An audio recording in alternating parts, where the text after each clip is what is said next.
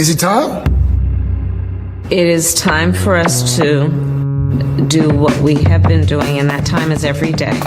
We'll see what happens. We'll know in a very short period of time, but it looks like it could be something that will be not good. Believe me, not good. I am a dissident. Don't move. Move. I'm saying no. Why you hear Palantir, Palantir, Palantir, Palantir? It's not going to stop. Seriously, we need to release the F-scene list. Turns off. I am not a church boy. Turns off. They're full-on vampires. They hate our beef. They hate our beef. They hate our beef because our beef is beautiful and theirs is weak. Not good. Believe me, not good.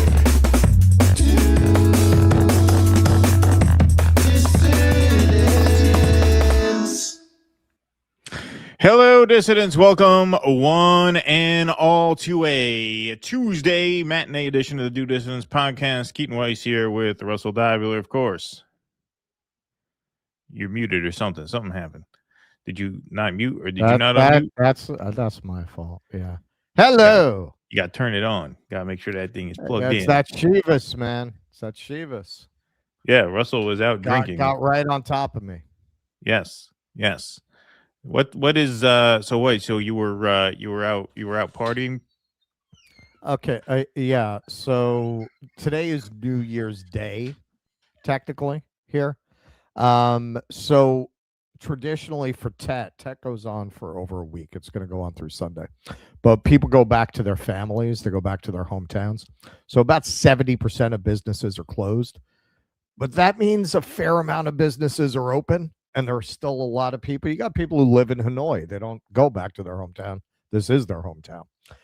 So case in point, I think this family had like 3 storefronts in a row. So basically this section of the sidewalk was theirs.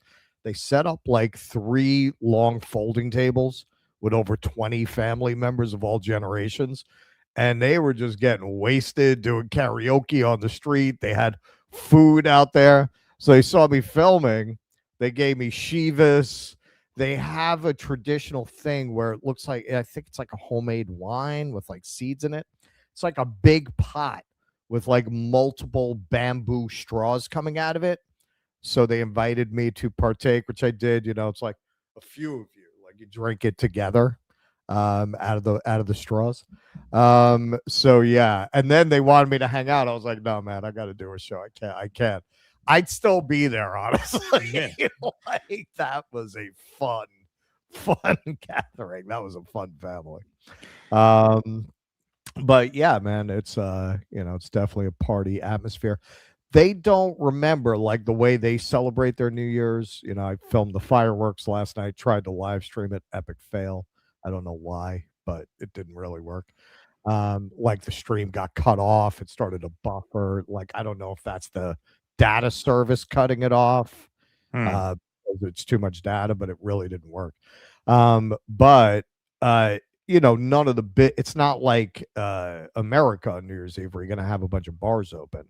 Like that doesn't seem to really be part of their tradition, right? That you're gonna be drinking on New Year's Eve. Like everybody just went home after that. But I don't know, they seem to be drinking today. Maybe they save it for New Year's Day. Yeah, maybe. The opposite. They were drinking today. They weren't last night. Yeah, we're getting Chinese food tonight for the New Year. It's our celebration. Works out nice because I got to pick up the laundry anyway. It's a good place right near there. It's Tuesday. They're open on Tuesday. They close Mondays. Yeah, but anyway, that's your Tet celebration. Yeah. Those are our festivities. I see now. I heard, and I guess they were messing with me. They were like, "Yeah, no, it's the anniversary of the Tet offensive. We're probably going to attack the embassy," but they didn't do it. You're right. I think they were putting you on. Put me on. It was a put on. They got jokes. All right, folks, we're going to get started. Got a lot to get into today. Thanks for being here. Great crowd in here for a matinee. 1,052 strong in the YouTube chat already. That's nice. Let's smash that like button, get an even bigger crowd in here. And then let's smash the like button over on Rumble as well. We got 321 over there. All right, folks, this first segment is going to be fairly quick because we can't play any of the video because it's all copyrighted. So, you know, CBS wants to fight the power, right? They want to broadcast an interview that they weren't supposed to broadcast on TV. Well, one way to fight the power would be to allow podcasts to show the stuff without blocking the video. Yeah, that would be an idea. That'd be a nice idea for next time. But for now, we're going to have to do it this way.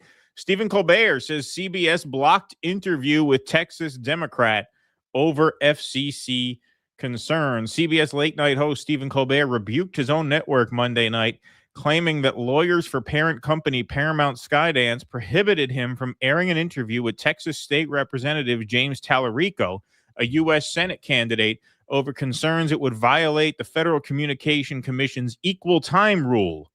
You know who's not one of my guests tonight? Colbert asked his audience. That's Texas State Representative James Talarico. He was supposed to be here, but we were told in no uncertain terms by our network's lawyers who called us directly that we could not have him on the broadcast. In response, the studio audience booed. Then I was told in some uncertain terms that not only could I not have him on, I could not mention me not having him on, Colbert continued. And because my network clearly does not want us to talk about this, let's talk about this. A representative for Paramount Skydance did not respond to a request for comment. Colbert launched into a segment about the FCC's equal time rule, which requires broadcasters to provide equal opportunity to political candidates. News and talk show interviews have traditionally been exempt from the mandate. But in January, meaning this January 2026, the Trump FCC issued a public notice saying that daytime and nighttime talk shows would have to apply for exemptions to the equal time rule for each of their programs. So in other words, you have to apply for an exemption on an individual basis according to who you want to have on the show. And you tell me that's not a form of state censorship by the free speech president. Obviously, that's what it is. Importantly, the FCC has not been presented with any evidence that the interview portion of any late night or daytime television talk show program on air presently would qualify for the bona fide news exemption the FCC's notice read, which is, of course, absurd. Of course, a candidate for the Senate being interviewed just 2 weeks before the primary, by the way. Election season is right around the corner. First state primaries for the midterms are in a couple of weeks, March 3rd. To say that that's not news is, of course, ridiculous. At the time, Anna M. Gomez, the FCC's lone Democrat, called the notice misleading and said nothing has changed about the FCC's requirements. So this was her tweet. And yes, literally her tweet at the time I clipped it was from January 21st, had 244 views and only 3 likes. So she does not have much Twitter reach here, but this is the actual person that the Washington Post is referring to. Broadcast stations have a constitutional right to carry newsworthy content, even when that content is critical of those in power. That does not change today. It will not change tomorrow, and it will not change simply because of this administration's desire to silence its critics. I probably should have given her a like. You know, I mean, she could use the like. It would have been the 4th like on that post. You really should have. That would have been nice. Bastard. Yeah, it would have been nice. I jewed her out of a like there. Yeah. Wait. Would you save yourself a few shekels there? Not giving her a like. What did it cost? What does it cost you? It doesn't cost me anything. Joshua Reed Eagle says it's important that you understand what happened last night. Last night, Stephen Colbert interviewed Democratic Texas Senate candidate James Talarico, a candidate who, by all accounts, is on track in the polls to flip Texas blue. In response, Trump's FCC reportedly threatened CBS if the interview aired. CBS caved and pulled the segment, citing financial reasons. In modern American history, no president has been more hostile to free speech than Donald Trump, but censorship always backfires. Here's the full segment Trump didn't want you to see.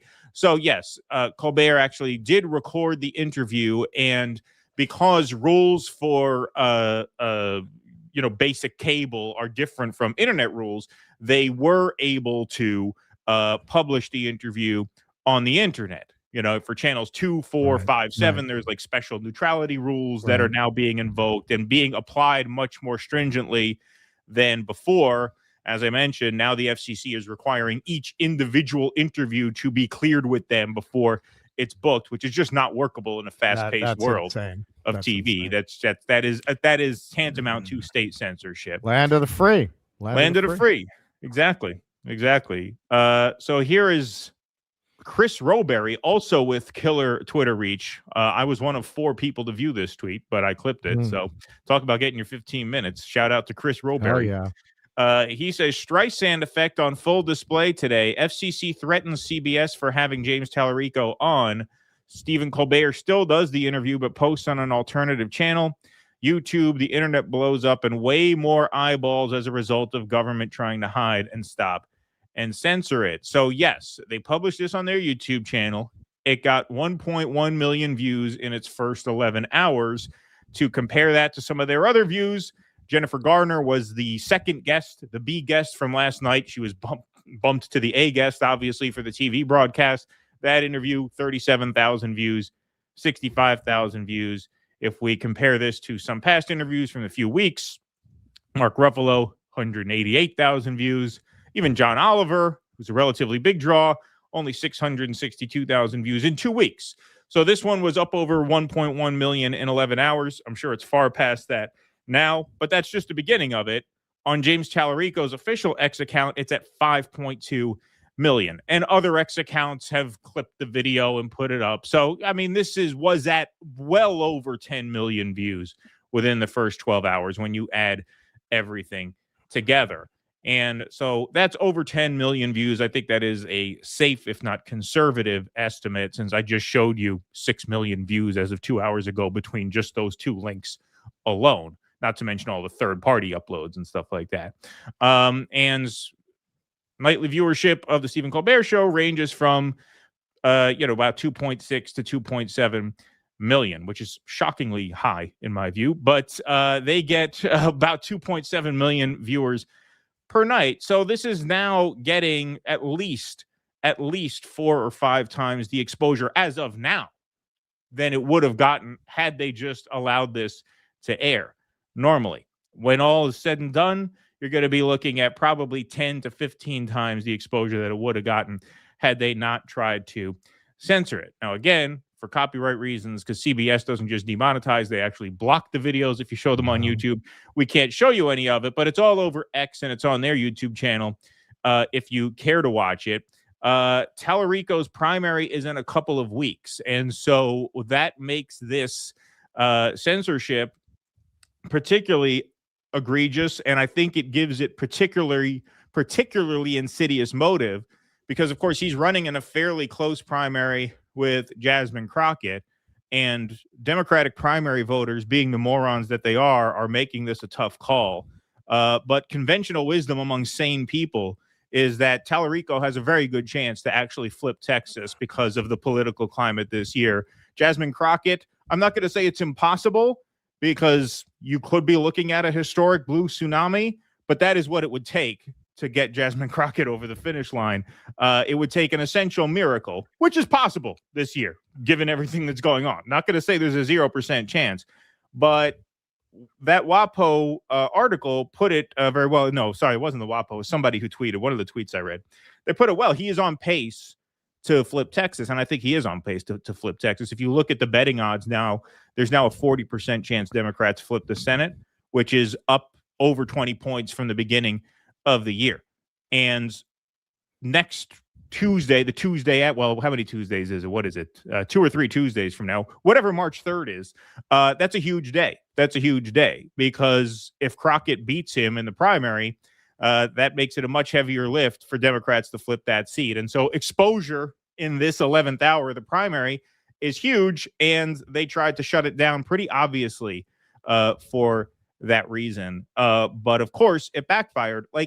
Of course, the Streisand effect is going to be all the more potent in the internet age. If you say you couldn't watch this on TV, well, if they're allowed to put it on the internet and it's a huge story that you censored it from TV, of course it's going to get way more eyes on it. The Stephen Colbert TV audience is, I would imagine, 95% lib. So, yeah, I mean, it's good for him to go on the show, but who's he reaching that he doesn't already have one over if he goes on Stephen Colbert's TV show? But you get 5 million views on X, and there's this big story around the effort to censor it. Yeah, of course, that's going to backfire. There's no question about it. And the motive here is pretty transparent. Yeah, there's really, people try to draw parallels and, they like to write think pieces. We've been here before. No, I mean, not this time. There has never been an administration this completely hostile to any semblance of constitutional order. That is insane that they would block this guy from going up in an interview. Now, we know they want to run against Crockett because we covered this story. The Republicans baited Crockett into entering the Senate by putting out misleading polls. That's right. And planting them in articles, which, narcissistic moron that she is, that worked. They read her right. They read her right. You're talking about somebody who comes from, we covered this too. She comes from a very wealthy, upper class Black family in St. Louis. Her whole from the hood thing, it's fake. It's all fake. Her whole public persona is fake.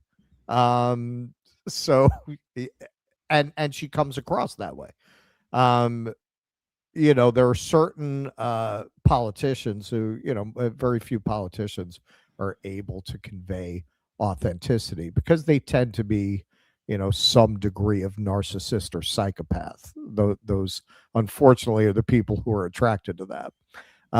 You got Ossoff is getting a lot of press because he's able to pull that rare trick. Hey, Obama was able to pull that trick. Sure, yeah. Good at it. I mean, a lot of the people we think of as talented, they're not necessarily not like that, but they're able to hide it better than most. Jasmine Crockett is one of the worst. It's just so obvious that she's a fake, ambitious climber. That's what she's about. She doesn't really have politics. She likes being in politics, and she's certainly not alone in that. I would say that's more common to people who go into politics than not. That they're not really there for the public good. They're there because they like the perks of the gig. They like the fame. They like a lot of money comes from that position. Shouldn't, but it does. And when you do that insider trading, right? They wrote a special rule for themselves. Can't even arrest them, right? That's why Nancy Pelosi's not in jail, among many others. She's just the queen of stonks. But there are many lesser dukes and earls of stonks, knights of stonks, not knights of stonks, sirs of stonks in the Congress. But yeah, no, she's awful. And I look, credit where credit is due. Whatever Republican said, that idiot, if you put in the press that she has a chance, she'll enter this race. Props. Yeah. They read her right. She was dumb enough to fall for that. And now, Democrats are dumb enough as a population. We showed that ad that she did that was just everything that's worst about the identity politics Democrats, where she doesn't say anything. It's just Donald Trump saying racist things about her and her defiantly looking at the camera. But you know what? You're not talking about Americans. You're not talking about normal people. You're talking about MSNBC kind of people who vote in those primaries. That ad does speak to that population. They might go out and vote for her over the person who could actually win because, did you hear what Trump said about her? Right? Yeah. These people will vote for her. It is possible. And I think if no one gets over 50%, they go to a runoff. So it's likely not to be finally settled on March 3rd, but it should be. It should be Russ, to your point, if you're talking about a sane population, of course, Talarico should break 50% over Jasmine Crockett. He could actually win. With her, you need a miracle. It's not impossible, but you need a miracle. With him, I think it's a likelihood. Don't forget that fucking moron, the guy jumping on the tables. What's his name? O'Rourke. Yeah. Beto. I almost forgot that's Beto. irrelevant he's become. That moron came within 3 points of Ted Cruz in 2018.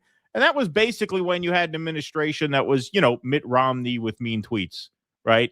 Now you have, actually like Hitler shit happening in America. And you got a guy who is, I'm not too familiar with him. He seems like a Warren type kind of rad lib kind of guy, right? Whatever.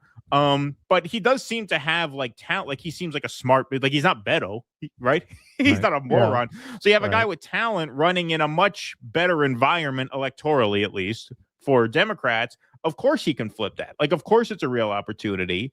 And of course, they're going to try to sabotage him in the 11th hour of this primary, because if the Democrats give them a gift and nominate Crockett, that makes the Republican Senate map way, way, way easier, because don't forget, Texas is a very big and expensive state to run in. So if they can get a 90% victory, checked off in Texas, that frees them up all across the country for the other races that are going to be more competitive. So that was a big story today, and I thought we should give you that update about the attempted censoring of CBS. But of course, in the internet age, it never works. It never works. Now that's a huge story. If he had just gone on Stephen Colbert last night, no one will be talking about it. Would have came and went.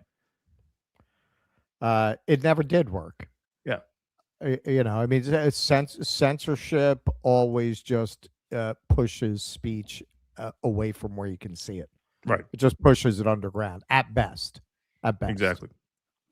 All right. Let's see what we got here. We got some super chats. Do we want to read that Trump? Oh yeah. Let's do it. Yeah, let's do it for sure. Okay. All right. So here's Donald Trump's send off to the Reverend Jesse Jackson. We didn't have time to put together a piece.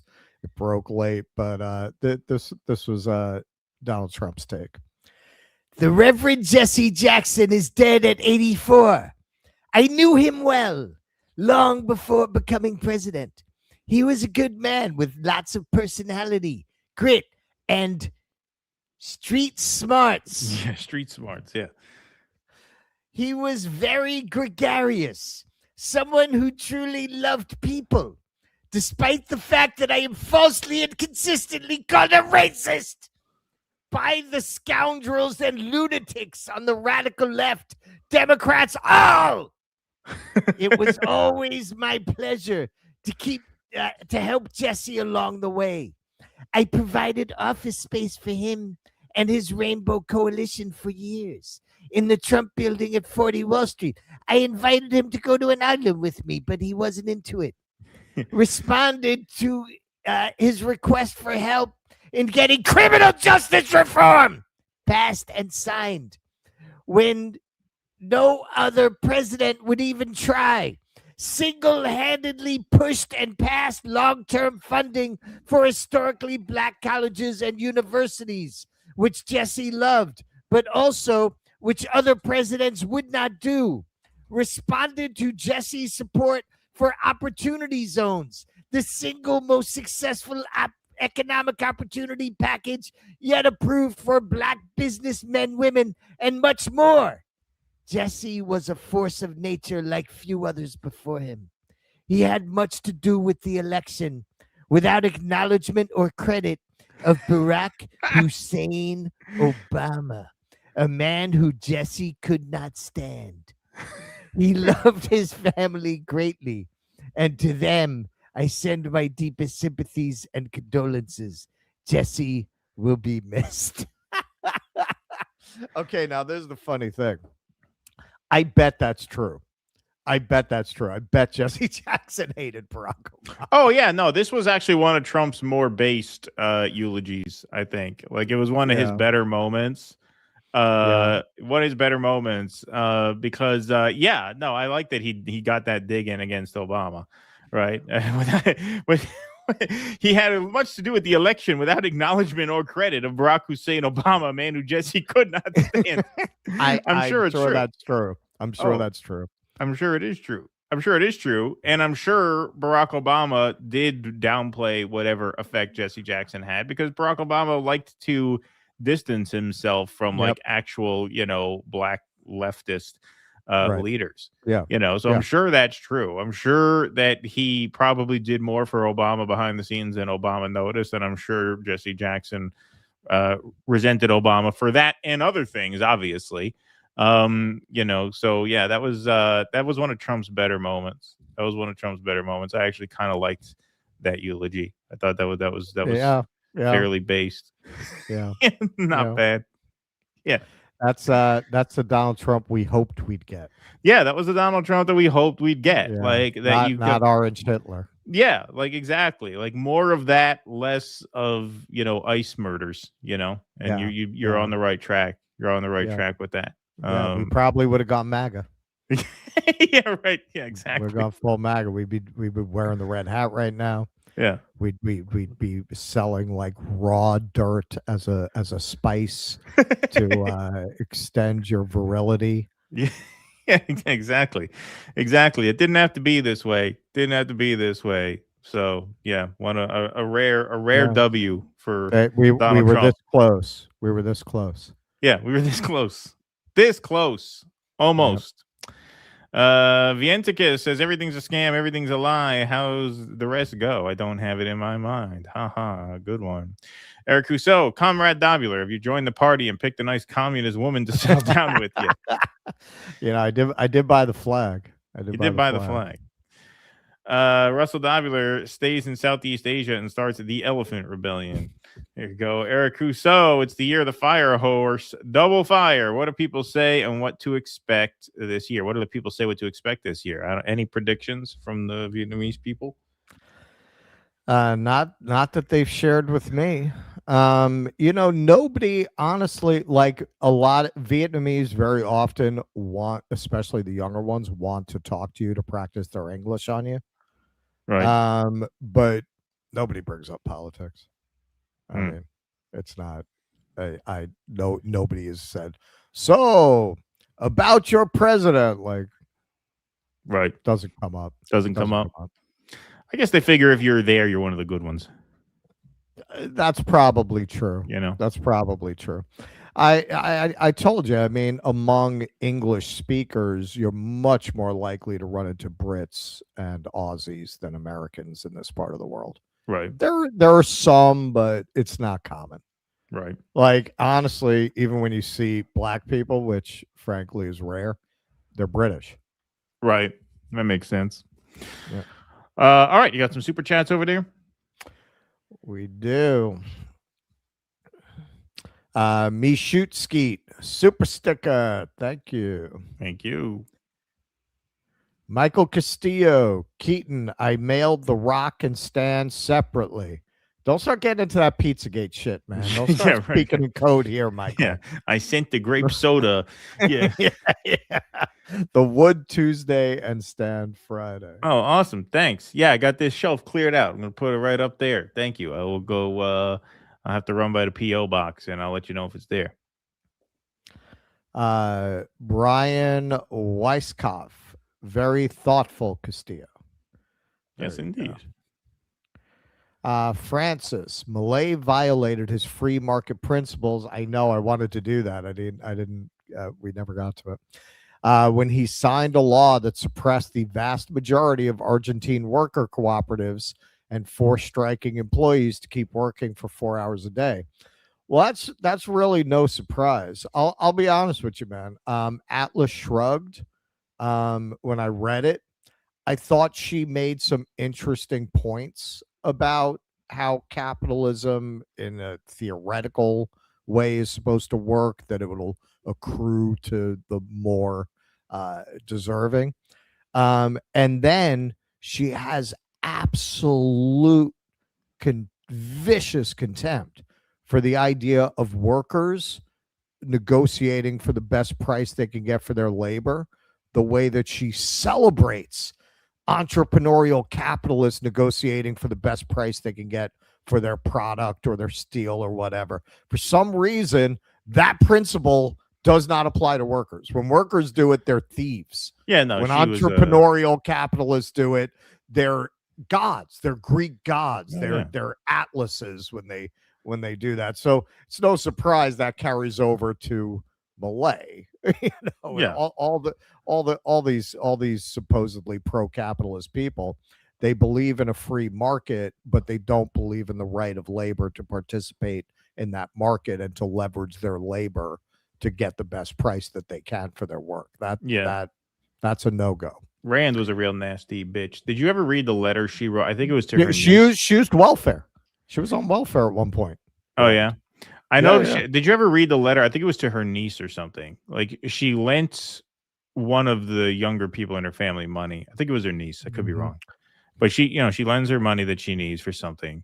But she writes her this scolding letter. I hate irresponsible people. Just understand, I will be expecting this money back, and I will not treat you any different from anybody else who screws me, or something like that. Like, she wrote this letter being like, yeah, I'm going to lend you this money, but I'm going to explain what a piece of shit you are for needing it.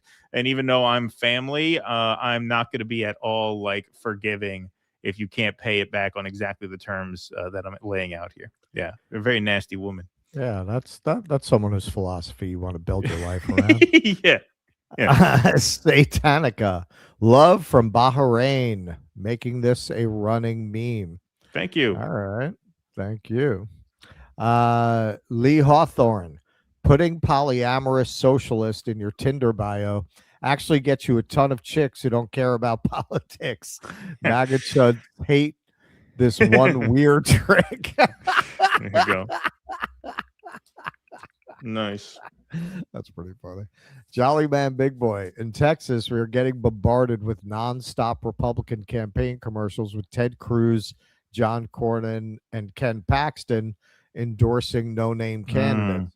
Actually, that's not happening. What it is you've died and you don't realize you're in hell.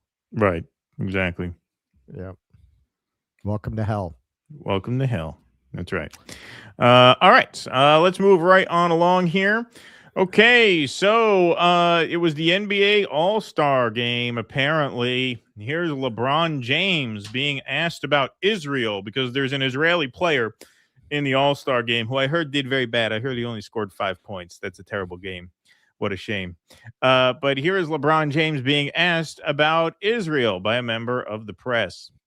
14 in Israel, for all the Israeli fans, what message would you like to send for Israel, and also what do you think about Danny Avdia? Well, I've been quoted on Danny already, and they asked me what I thought about this season. I said I believe he was an all-star, and I mean he is an all-star. He's playing exceptional basketball.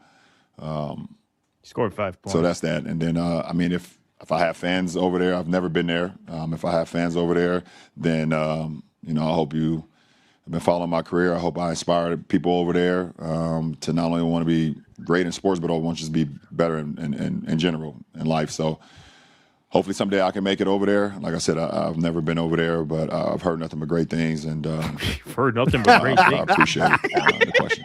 I've heard nothing but great things. I've heard nothing but great things from my manager, Myron Saperstein, and my accountant, Benjamin Shapiro there. Cousin to that guy. He's got a show over there at Daily Wire. Yeah. That guy says nothing but good things. Yeah. He said nothing but good things. Ben Shapiro is my agent. That's how he keeps the show going. That's how they got out of bankruptcy. He signed LeBron James to an agency deal. So yeah, pretty weak answer there. Pretty horrible stuff. In a world of LeBron James, be a Kyrie Irving. Yeah, Kyrie Irving has spoken out for Palestine in the past. He was in attendance as an audience member of the game. Kyrie Irving sat courtside at the NBA All-Star game wearing a press T-shirt honoring journalists killed in Gaza amid Israel's ongoing genocide. Yep. Kyrie Irving based, LeBron James not so much. But hey, look at that get up from Mr. Spike Lee. Spike Lee, forever good in my books after rocking that Palestine flag sweater courtside. I don't think it was a Palestine sweater. I think he had like a handbag. And the Palestinian flag is the thing that what do they call it? The strap for the bag. But yeah, really nice. Looked very good. Well coordinated with the red glasses and the hat. Looking fresh there. Jackson Hinkle, Spike Lee stands with Palestine. That's right. Even before the game, he's been posting pro-Palestine content for a while here, boosting this fundraiser for the Red Crescent Society. I guess they're auctioning off signed prints for the Hin Rajab movie and the poster there. Remember Hin Rajab? So that's great. Like this, the Chad Palestine supporter Spike Lee versus the Virgin Zionist LeBron James. That's funny stuff. But yeah, did trigger the Zios here. Todd Richmond. I've been to more New York Knicks games than I can count, and I've never seen Spike Lee make a statement like this courtside with Danny whatever the hell this fucking asshole's name is, Danny Avdija, representing Israel on the All-Star stage. Doesn't seem to be accidental. He's making a statement, and it's not a good one. The NBA All-Star Game should unite fans around basketball, not turn into a political billboard. Let the players play. Oh, and by the way, I'm Yisrael High. He did let the players play, but he rushed to court. Yeah. Oh yeah, and Spike Lee, he's known for his political neutrality. He's never been a political figure. Exactly. No, he's never spoken on politics. No. Spike Lee. So, Sean Ulad, I'm Israel, cry in the comments. But here's Lizzie Savetsky decides she's going to do a little prank here. Now, the legality of this is questionable. I believe it's not legal to tamper with other people's mail. I'm pretty sure that is an offense of some kind. But hey, she's starved for content, and or so she claims. Spike Lee is a neighbor of hers. So she tries pulling this stunt here. Guys, so Spike Lee wore quite an outfit last night at the All-Star game. And, you know, he happens to be my neighbor. So I thought I would pop by his house and leave him a present. Just the most obnoxious fucking people on earth. I'll mute that. That song is much more likely to be copyright claimed than 90% of songs out there. They have a reputation for that. Yeah,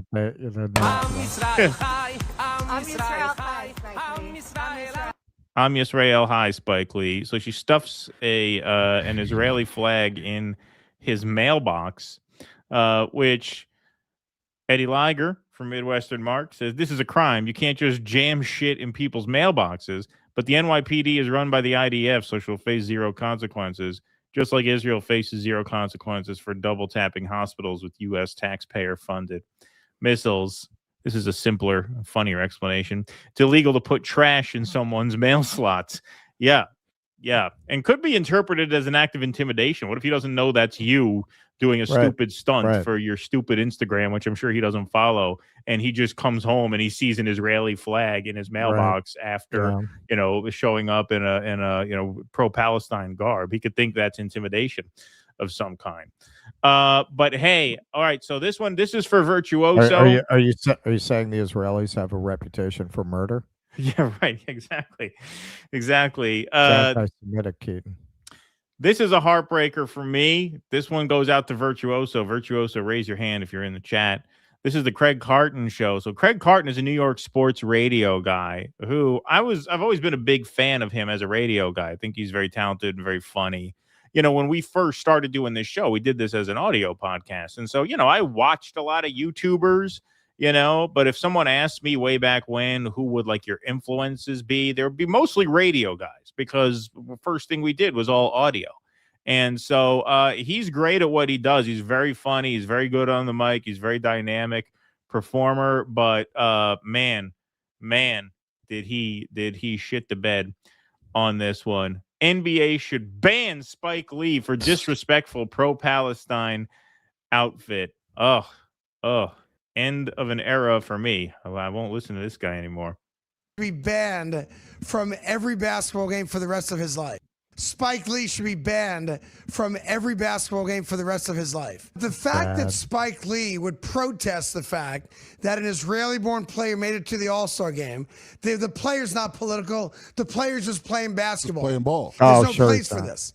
Politics should not be involved in sports, which is why I don't want to get too involved in it. Also, first of all, let's just a quick timeout here. First of all, it doesn't even matter the fact that there was an Israeli player on the court. Like the idea that wearing a pro-Palestine outfit is intimidating him or shitting on him in some way. Like, first of all, who gives a fuck about that? Yeah. But secondly, it's a public event, a highly televised public event. Spike Lee's been fairly vocal about Palestine for a while now. So, like, why wouldn't he wear that to an event? Like, like the idea that he only wore that to troll the Israeli player, that seems to me based on nothing. Like, it seems like he would have wore it anyway. I think the same thing is true for Kyrie Irving. They'd have worn it anyway. Well, and you're also saying, you know, you can have a politically neutral Nazi, right? I mean, it's not, you're representing a genocidal apartheid state. Could you have a politically neutral apartheid era South African? Right, on the exactly. court? Like, Exactly. it's not, by definition, if you're Israeli and you embrace the Israeli state as currently constituted, that's a political statement. That is inherently political. Yes, of course. Of course. But the fact that the NBA allowed that to happen, and I'm sure at some level made this Israeli-born player feel a certain way when all he wants to do is play basketball. And now we're making political statements from a fan, not a player. If a player wants to do it, that's a player's prerogative. It's their game, not our game. But for the NBA to open up their doors and front row service to a despicable human being and allow him to make this Israeli-born player. He's not a despicable human being, first of all. Second of all, what if someone wears a MAGA hat in the front row of a basketball game? And there are, you know, Democrats on the court who feel uncomfortable. Or Latinos. Or someone who, you know, whose, you know, sister-in-law is in an ICE jail. What? That's an act of intimidation? Oh, how is that going to make people feel? Like, people are allowed to, it's fucking America. People are allowed to wear what they want. He's allowed to wear what he wants. If it's something, if it's something so foul and obscene, then the TV doesn't have to film him. But the TV did film him because it's not foul or obscene. It's a valid form of political expression. Spike Lee is, of course, a fixture at the Knicks games at Madison Square Garden, and he's a notoriously colorful personality. And so, yeah, they put him on the TV. Like, but this kind of meltdown, it's insane because a guy like Carton here. Let me just play the rest of this. I'll back it up and then we'll just play it to the end. That's a player's prerogative. It's their game. What he's saying, it makes no sense. Like, you could make a much stronger argument that players are under contract and people who are watching a game don't need to hear that from players under contract. Then you could make the argument that a private citizen in the stands who paid for a seat is under an obligation not to be political. Like, what he's saying is just insane. Yeah, that's a good point. It doesn't even make any sense on its own terms. That's a good point. He has it totally backwards. To the effect that he has a point at all, it's totally backwards. Like, yeah, if anything, you have standing to demand neutrality from the players, not to bring politics into the show. This, you're talking about a member of the audience. Game, not our game. But for the NBA to open up their doors and front row service to a despicable human being and allow him to make this Israeli-born player feel bad, he shouldn't be allowed in Madison Square Garden. He shouldn't be allowed in another NBA arena for a long time.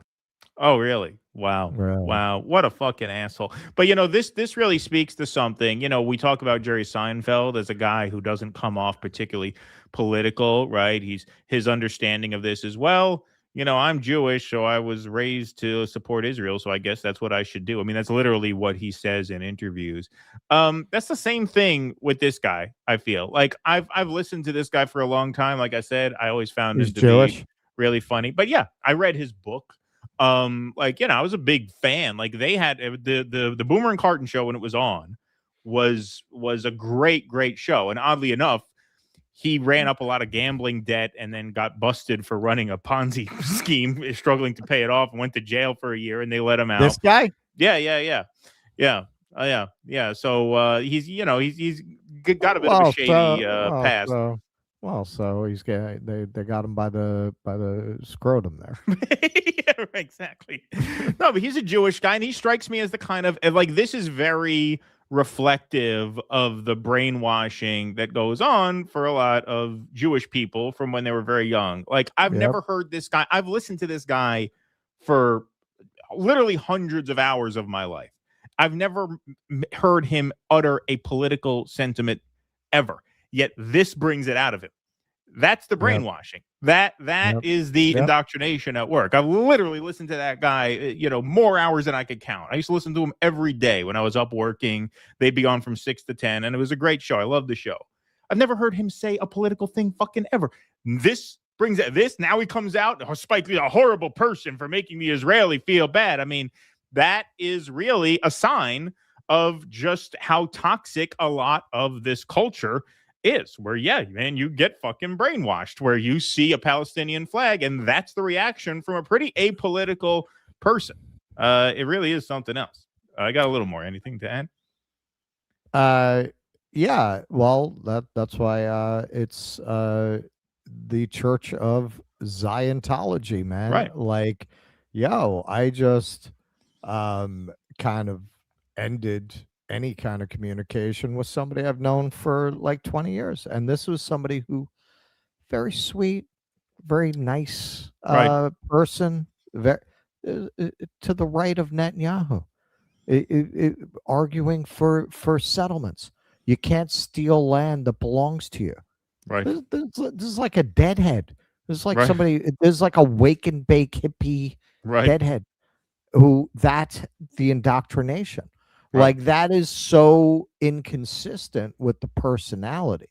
That's when you see brainwashing, man. That's real brainwashing. Like that shit goes so deep that they don't even see that contradiction. I was reading a tweet the other day. I had never really thought about this, but it's true. You want to talk about the toxicity of the whole movement. I'm not going to say there's no such thing as charitable efforts by the Jewish community for non-Jews. It's not common. Like when they talk about do a mitzvah, donate, it's almost always to Jewish causes. To other Jews. Yeah, exactly. Yeah, like you could never find somebody who came up in the church. Well, I don't think a lot of religion, but hey, the best thing that you can say about Christianity and Islam also is that it encourages that way of looking at things, that you should take care of other people. And both of those groups I know do a lot. Whenever there's a hurricane or an earthquake, the churches, the mosques will gather, resources, send things to the place. I'm sorry, man. I'm not going to say it doesn't exist. I'm sure it does here and there. But as a rule, I grew up Jewish, man. I never saw them fundraise for anything that didn't have to do with Israel or Jews in Russia. We need to raise money. They're oppressed, like, in my day. But yeah, man, I mean, that says something. That says something about the epic self-absorption of the whole movement. It's all about Jews. That's it. Even when you do charity, it's just for Jews. And why not? I mean, everyone else is the goyim, right? Right. Yeah, exactly. Stop anti-Semitism piled on Spike Lee as well, as Danny Avdija made history as the first Israeli to compete in the NBA All-Star Game. Spike Lee showed up draped in performative politics, including a keffiyeh pattern sweater vest and a man bag plastered with Palestinian flags. This isn't a one-off. Lee has a long record of pushing ugly tropes about Jews in Hollywood, amplifying anti-Semitic 9/11 conspiracy theories, and backing organizations that have faced serious scrutiny over terror links. Notice how they qualify that have faced serious scrutiny over terror links. Serious scrutiny from who? From smear merchants like you, right? He doesn't say has backed organizations with terror links, because that's not true. So we have to say backed organizations that have faced scrutiny. Well, face scrutiny from who? You can face scrutiny from anybody. So that's called like a bullshit. The United smear. Nations? Is that who you're talking about? Yeah, exactly. Instead of celebrating a barrier-breaking athlete, he chose to grandstand. Yeah, Will Chamberlain says the equivalent of showing up to Jackie Robinson's first All-Star game in a Klan outfit. This is how fucking insane these people are. Because that, as unhinged as that is, I guarantee you that guy means it. That's how that guy sees it, because they're fucking brainwashed. They're just fucking indoctrinated. Like, that's what you're dealing with. You're dealing with a cult. You're not dealing with rational people. Right. The idea that Right. you would compare Right. showing up with a Palestine flag to showing up with a Klan hood to Jackie Robinson's first game is just insane, to the point where it doesn't even warrant a response. Like it's Right. just so crazy. It doesn't even deserve a reply. It doesn't deserve the seriousness of a conversation. But he thinks that's an own. And yeah, that's at 1.2 million views on Elon Musk's X. Yep. It's really nuts. It's really nuts to see how even now they will not let this go. They will not let it go. Well, and especially, from Wilt Chamberlain's generation. I mean, look, frankly, as a black man, generally that community has been more resistant to colonizers' narratives for obvious reasons. So you always had a larger portion of that community that understood what Zionism was. They tended to be ahead of the curve long before the rest of society did. But that motherfucker's been rich for a very long time. No. This is Will Chamberlain, not Wilt Chamberlain. We don't want to smear the. Oh, I thought that was Wilt Chamberlain. This is a white Jewish man named Will Chamberlain. Wow. I was like, all right.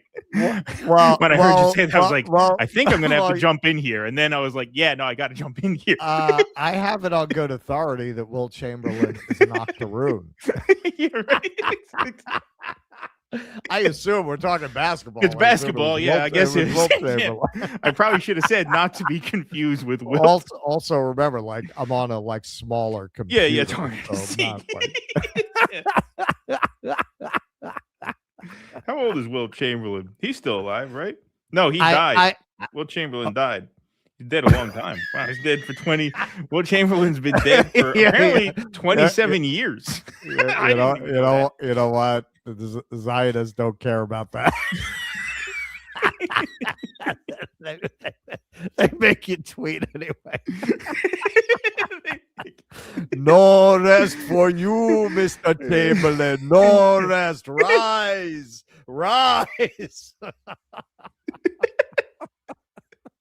Oh, that would have been a We great. need you to do one more service for us, Mr. Chamberlain. That would have been a fucking great. The haters would have had a field day with that. Russ Doppler smears long dead Wilt Chamberlain as fanatical Zionist.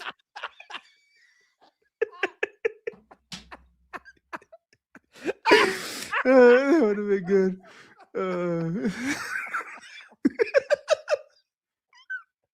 Oh my glasses are fogging. I don't know why are my glasses fogging.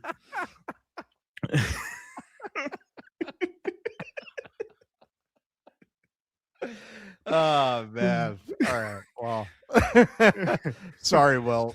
Sorry, Will. Right. All right. Well, that's a wrap on that segment. There you go. Nailed it. What else is there to say about that? Right. Well, I think we hit that one out of the park. Best segment ever. Will Chamberlain died October 12, 1999. He's been rich for a long time. He's been rich for a while.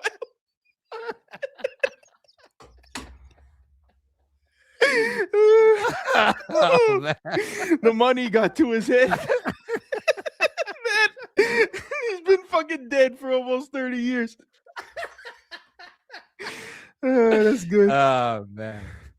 Somebody says, don't edit that out. No, of course we're not editing that out. It's the best. That's the segment. That's the whole thing. Dude, dissonance. Spirit long dead basketball legend. He's been rich for too long. As rich out of touch Zionist. Oh, that's good. Oh man, that's funny. All right, what's the rest of this show today? What is it? I don't even know where we're at. Oh, that was good. It can only go downhill from there. We should sign off.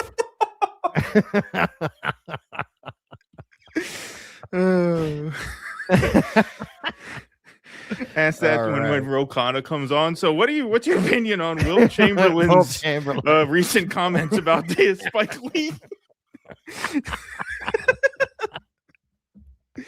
Oh god. Oh man. All right. Okay. All right. Let's do some super chats.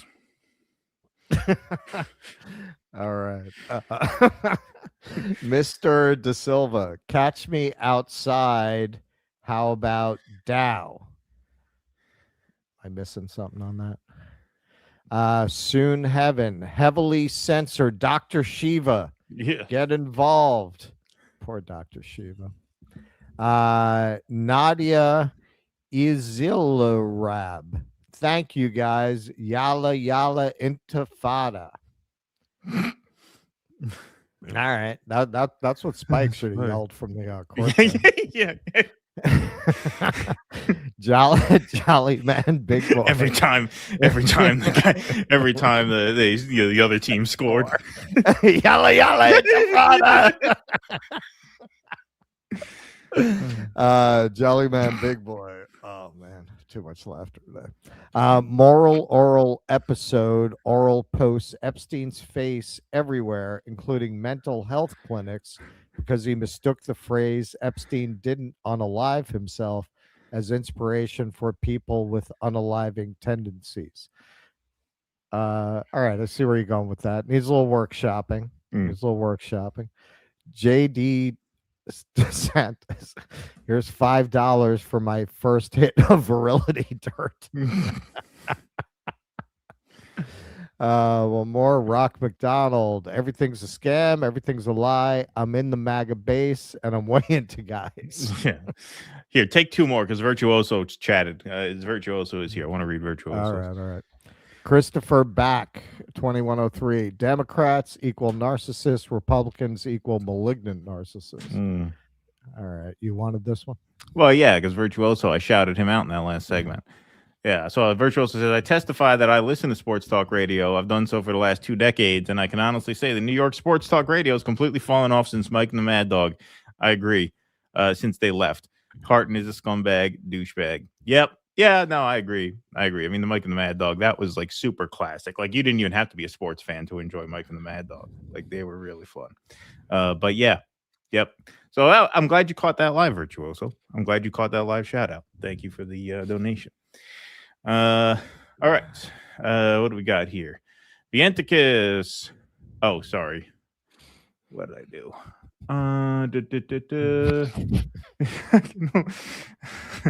Username says I can no longer get myself to give a shit about the Cribs versus the Bloods. That is post-Epstein reveal electoral politics. Yeah, no, I don't blame you. EO Shush, Talarico should be the model in the South. He talks about the love thy neighbor Jesus versus the MAGA. Yeah, I hate figs. Jesus. Yeah, no, exactly. No, he's got, look, I think the climate is right where he can actually win. Could you bring back the POW MIA so we can prisoner of war missing in action so we can take the flags down in New York City Park session? You should ask them for that. Okay, honestly, man, like being here, that whole thing where in the 80s, to justify their grievance, they worked up this whole fantasy that there were live Americans in camps here. Dude, there were whole news specials back then playing to this paranoid fantasy that the Vietnamese, for some reason, decided to maintain camps in the jungle where there were Americans being worked as slave labor. Like you waged a genocidal war against these people, right? And your country is so insane that after you lose, you wind up spending 10 years refighting that war in the media and twisting it as if you're the aggrieved party because there's some fantasy population of missing in action soldiers being held by the Vietnamese for no good reason at all. Right. Like it's incredible being here and thinking back on that framing in the 80s of that we were the aggrieved party. Right. Yeah, and exactly. we still have it, like the way that frankly, non-European people are portrayed as often as torturers. Like we portray them as the torturers, as the cruel ones, right? As the they'll do that bamboo shoots under your fingernails, man. And we went around the world and killed and tortured all of these people under European and American foreign policy. So yeah, I mean, it's incredible being here, going to the Hanoi Hilton and seeing like their perspective on that, because for us, the Hanoi Hilton is a place where American pilots were held. For them, it's a place where they were held by the French and tortured for 100 years. Gina and Heidi, Savannah Guthrie would be well advised to stop crying about her missing mom and celebrate the Dow Jones. That's right. Free shit. A third voted for Trump. A third voted for Trump's policies. Most Americans are not Palestinian now. They are Pam Bondi and ICE. Well, no, a third voted for. You mean a third of Americans? You're saying 2/3 of Americans were supported? I don't think so. EO Shush. Jews buy sneakers too. Genticus Prime. Rothschilds. Amalek Nation of Israel. TM. Thank you very much for that. All right, let's move right on along. All right, so you might have heard the Chinese dropped another bomb, not a real one, another technology bomb. Some people are calling this DeepSeek Part 2 because of the way it is scaring the living shit out of American corporations. So now I made a prediction. This is a year ago now. I did a video essay summing up via the lens of the Acolyte, overall my take on the Star Wars series. And I talked a little bit about how sci-fi has changed since studios have embraced the genre, and it hasn't been to their benefit in a lot of ways. So I looked at that through the lens of the 3 adaptations of Richard Matheson's I Am Legend, which were The Last Man on Earth with Vincent Price, The Omega Man with Charlton Heston, and the last one was I Am Legend with Will Smith. And this is what I said. To the soulless corporate product that is I Am Legend starring Will Smith. It's neither disturbing and nightmarish like the first, or campy and fun like the second. It's the kind of film that's keeping Hollywood up nights, and for good reason. Because while we may be a long way, if ever, from AI making The Godfather, we're probably only a few years away from any 12-year-old being able to make something as unoriginal and uninspired as I Am Legend just by entering a prompt into ChatGPT. Okay. And here we are 1 year later. ByteDance has developed a new text-to-video program that is pretty certainly something you could make I Am Legend with, without a doubt. So how do you say his name? Ruairi Robinson. He's an Irish filmmaker, and he has a lot of special effects credits. So that's probably why he took an interest in this. He gave the program a 2-line prompt: Brad Pitt and Tom Cruise fighting about Jeffrey Epstein, and this is what it spit out in a couple of minutes. You killed Jeffrey Epstein, you animal! He was a good man! He knew too much about our Russia operations. He had to die, and now you die too. Well, you can see why they freaked out, right? It looks like them. It sounds like them. It captures their respective acting styles. The music that it's scored for the background sounds exactly like a Hollywood score. And that was the point I was making with I Am Legend. Yeah, maybe you can't make The Godfather, but what does it take to make the kind of crap that Hollywood usually makes? Right. Usually yeah, exactly. They're not making The Godfather. Right. They're usually making movies much more like that. And sure, an AI can make it. Why not? Why not? Well, it's all by the numbers anyway. Yeah, that is good enough AI where like it passes the threshold of you wouldn't suspect it's AI if you didn't know. Right. Like a lot of AI, some of it is like you do a double take. It's like having a dream, you know, or like, is this real or not? It But has that the was uncanny convincing enough valley to the point quality. where like, yeah, you wouldn't even suspect that. That's why people are freaking out, because it passed the uncanny valley threshold. Right. Up right. till now, it all had that. It's a little weird. It's a little weird. That's not weird. That seems like something you'd see in a movie. So a lot of users are messing around with this program.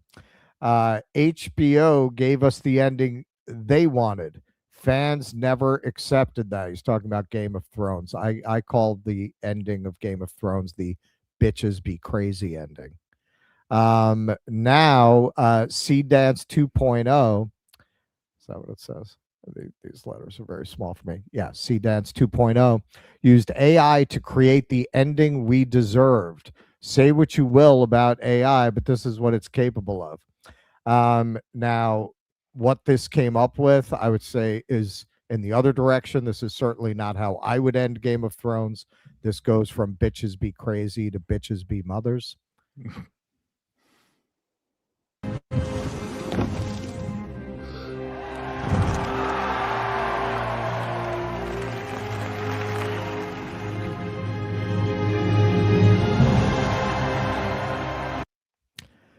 Yeah, no, a show that was noted for its realistic portrayal of how heroic characters would quickly have their heads chopped off in a world like this.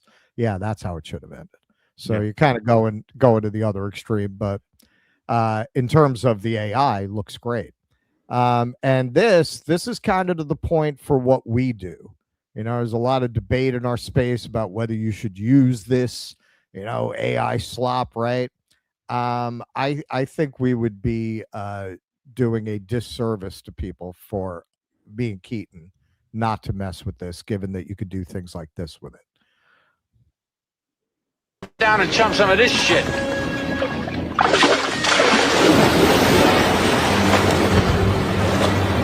The Dow is over 50,000 right now.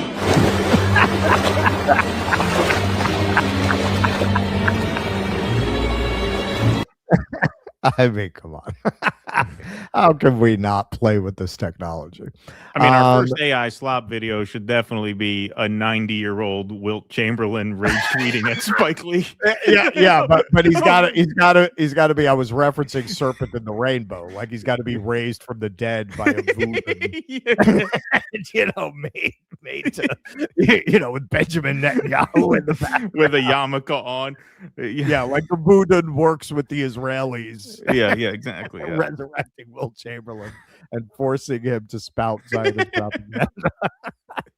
That's our first movie. That's our first BD AI slop film. Yeah. But okay, so this guy, I don't know the Door brothers. I don't know if they're really Elon simps or they wisely figured the best way to get boosted in X would be to pretend that the Cybertruck could make it down the block in an apocalyptic situation, much less be a capable vehicle in that. But it seems to have worked. So we'll just take a look at a little bit of this. But they say, we just made a $200 million AI movie in just one day. Yes, this is 100% AI.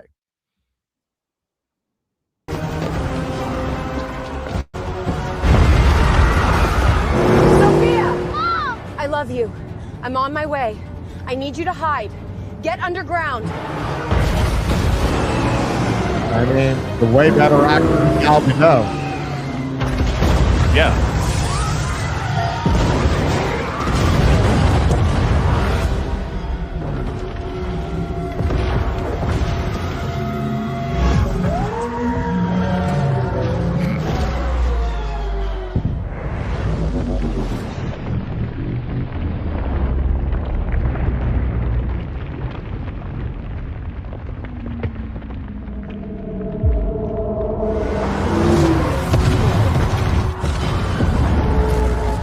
See, now this is where they still have glitches. You see how the panels on the Cybertruck are all properly aligned, and none of them are peeling off from the glue that they use to put them on. Yeah, right. Yeah, exactly. That's where like it's a little off. It's a little off. They're still not able to realistically render a Cybertruck. You see, There are all no the panels- swastikas spray painted on the side door. None of that. No big rust patches. Yeah. Nothing like that. It's all the way that it's portrayed in advertising. It seems like it took it from the ads, right? Yeah. Rather than a real world Cybertruck. And then there's where they might be MAGA because they simp for the administration at the end. They make it look like Kash Patel is like a credible head of the FBI. Good morning, Oh Sleeping my God! Beauty. Hey, look at that. Why don't you get the president on the phone? And they got rid of the misaligned eyes and everything. They lined up. We his have eyes. her. I'll be right there. I'm busy going through the Epstein files and coming up with an explanation for why I'm in them over 70 million times. I'll be there next week. Yeah, no. So they might legit be simps for the administration. We don't know. But in terms of the AI, pretty impressive. Now, this is Rhett Reese, who is the screenwriter of Deadpool and Wolverine. And he says here exactly what I've been saying. We have been on this story from the beginning. There was a news report, I think it was 60 Minutes, I'm not sure, way back when they were beta testing text to video. And we covered that back then and said, hey, this is the end of Hollywood because they're going to get this to work. And it's going to destroy the entire barrier to entry of making a movie, which is the whole rationale for the existence of the industry. And Rhett Reese, he lays it out here very well. I hate to say it, it's likely over for us. In next to no time, one person is going to be able to sit at a computer and create a movie indistinguishable from what Hollywood now releases. True, if that person is no good, it will suck. But if that person possesses Christopher Nolan's talent and taste, and someone like that will rapidly come along, it will be tremendous. I'll do you one better. Once this technology is widely available, you're going to have hundreds, if not thousands of people with that kind of talent putting content out there. The biggest problem that you're going to have at that point is there's going to be too much good stuff. It's going to be hard for all the good stuff to be noticed because, yeah, most of it'll suck. But there are billions of people on the planet. And if you make this technology widely available, you're going to have hundreds of thousands of people making these movies. It's the 10,000 monkeys typing for 10,000 years. One of them is going to create the works of Shakespeare. Now multiply that by billions of people. You're going to have tens of thousands of good movies. How are you going to watch it all? So I think you're going to have more of that issue. You're not going to have a rare Christopher Nolan. I mean, it will be rare, but you're dealing with such a scale of numbers once this is widely available that even if 1% of them are good, it's going to be tens of thousands of good movies being made by people on their computer.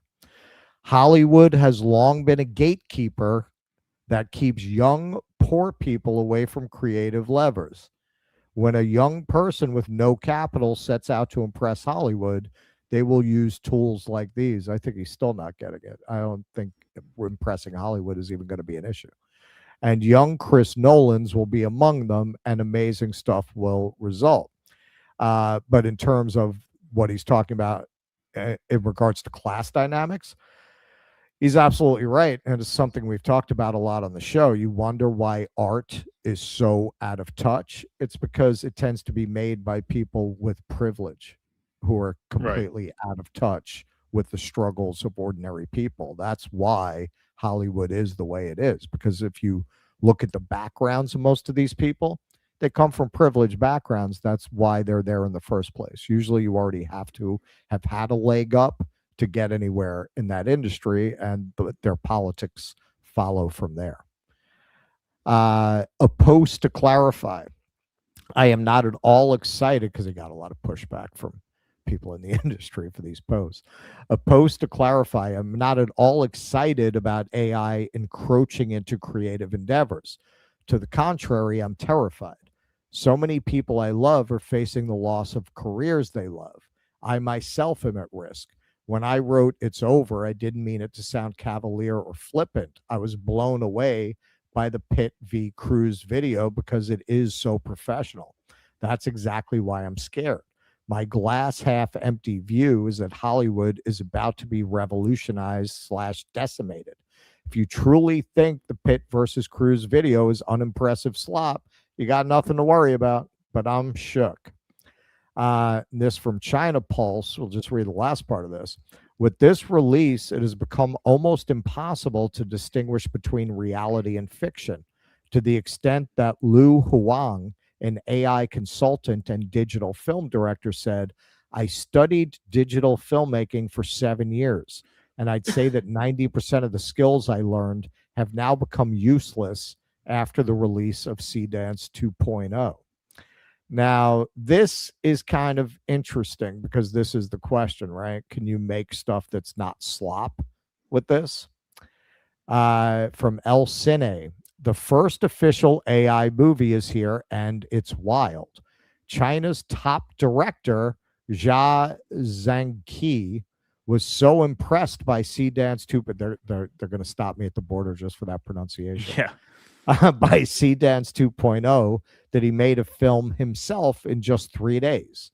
When asked if AI will replace filmmakers, he said cinema has always moved with tech. Digital cameras didn't kill film. AI will just make it faster, simpler, and better. Meanwhile, Hollywood is busy hunting down AI creators and filing lawsuits. Check out this masterpiece. Now we're just going to watch some of it. It's about 5 minutes. But it definitely has a more artistic sensibility than the other stuff we've looked at. This is Darren Aronofsky's take on this. He's involved in a joint project where they're going to release AI films. Personally, my take on what he's saying and what Aronofsky has said is, yeah, for them, Darren, rather. Thank you. Yeah, Daryl. Daryl's a funny name. It's a funny name. Daryl. Author Daryl Aronofsky. Yeah, they just dropped Pi on HBO. Actually, that was his first movie. Should go back and revisit that. Yeah, for you guys, like your big names, and people will watch what you make with this technology because you already have a name. You know damn well that this is going to eliminate 90% or above of the need for most of the jobs in the industry. All the grips, all the camera people, all the makeup people, all the costume people. Come on, man. Come on. You're talking about it's not, you don't think it's going to hurt you. But you can't say, oh, no, it'll be fine. Come on. I mean, it's not going to be fine for most people below the line. Most of those people, their jobs are going away. And even above the line, most of the actors, their jobs are going away. But here's a little bit of the movie he made.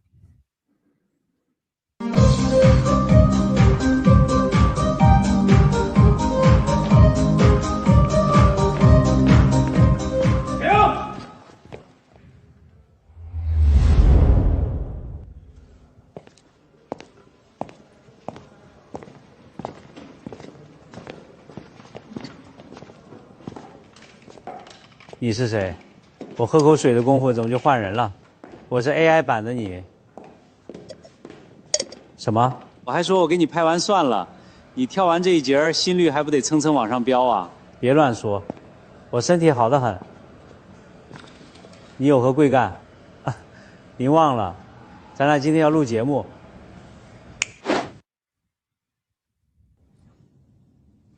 您刚刚看到我的时候是什么感觉？挺帅的。还挺瘦，我帮您去了点皱纹，顺便减了10斤肉，喜欢吗？你还是把我那10斤还回来吧，别扭，还不了，已经删了。回到正题，您觉得我算是您的作品吗？还是复制品，算 A 货，比普通高仿贵。你除了模仿我，你会做什么？我还能把你带到你曾经故事里。All right, so I assume that this is referencing movies of his that are classics in China.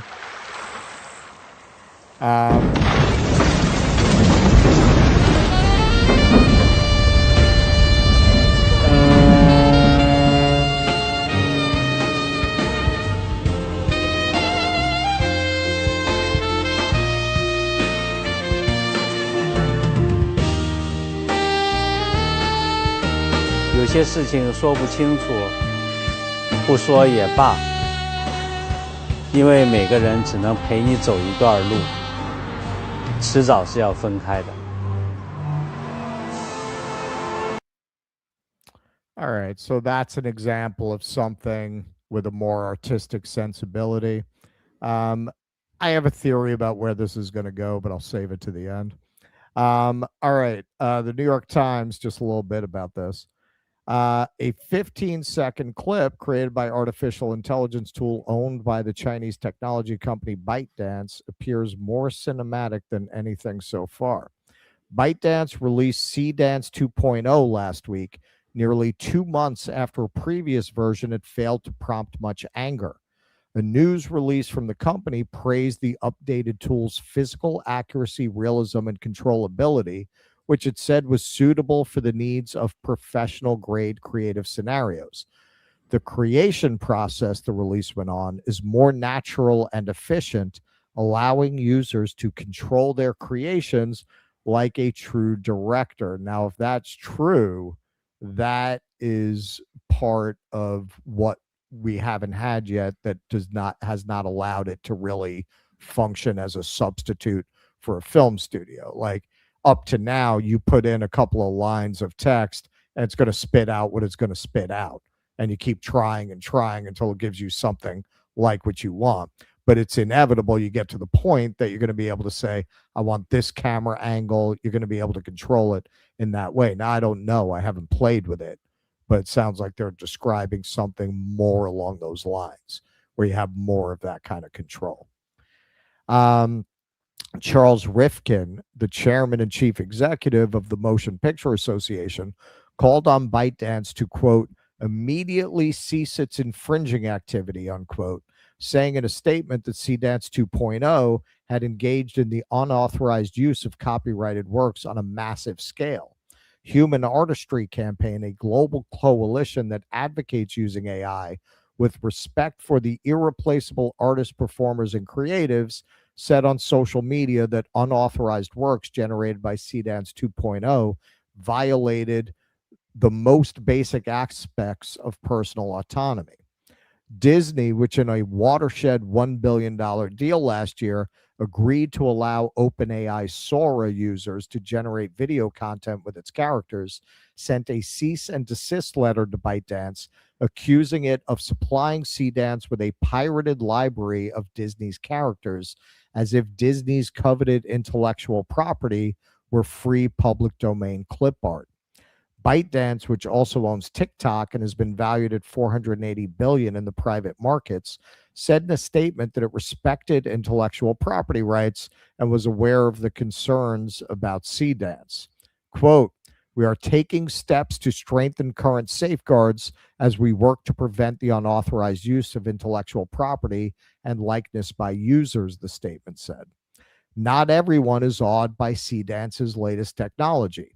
Heather Ann Campbell, an executive producer and a writer on the animated series Rick and Morty, said her social media accounts last week had been inundated with CDance-generated clips of anime, sci-fi, and unlikely superhero battles. But she is not yet worried, she said, about losing her job to the technology. Quote, everybody is, I think, swept up by the circus that came to town and is showing off, she said. I haven't seen anything good yet. Nothing that has taken my breath away. Nothing that is poignant. Nothing that is provocative even. It's all just garbage. Campbell added that AI services like CDance were at best averaging machines and argued that the greatest art was never made quickly or impersonally. I'm inclined to agree with that, but she's avoiding the elephant in the room. That being what's actually in the movie theaters. What is Hollywood actually making? It ain't Taxi Driver. It's not Taxi Driver. Yes, AI could absolutely make these movies, especially when you see the Chinese film.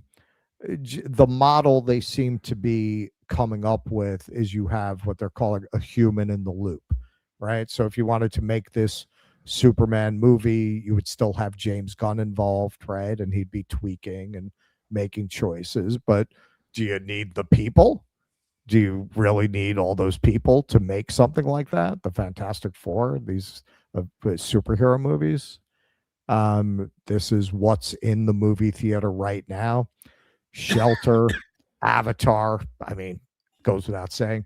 Zootopia, I would say traditional animation will be one of the first things to go because obviously it's the least susceptible to the uncanny valley issue, right? If you just go over to doing animation that way.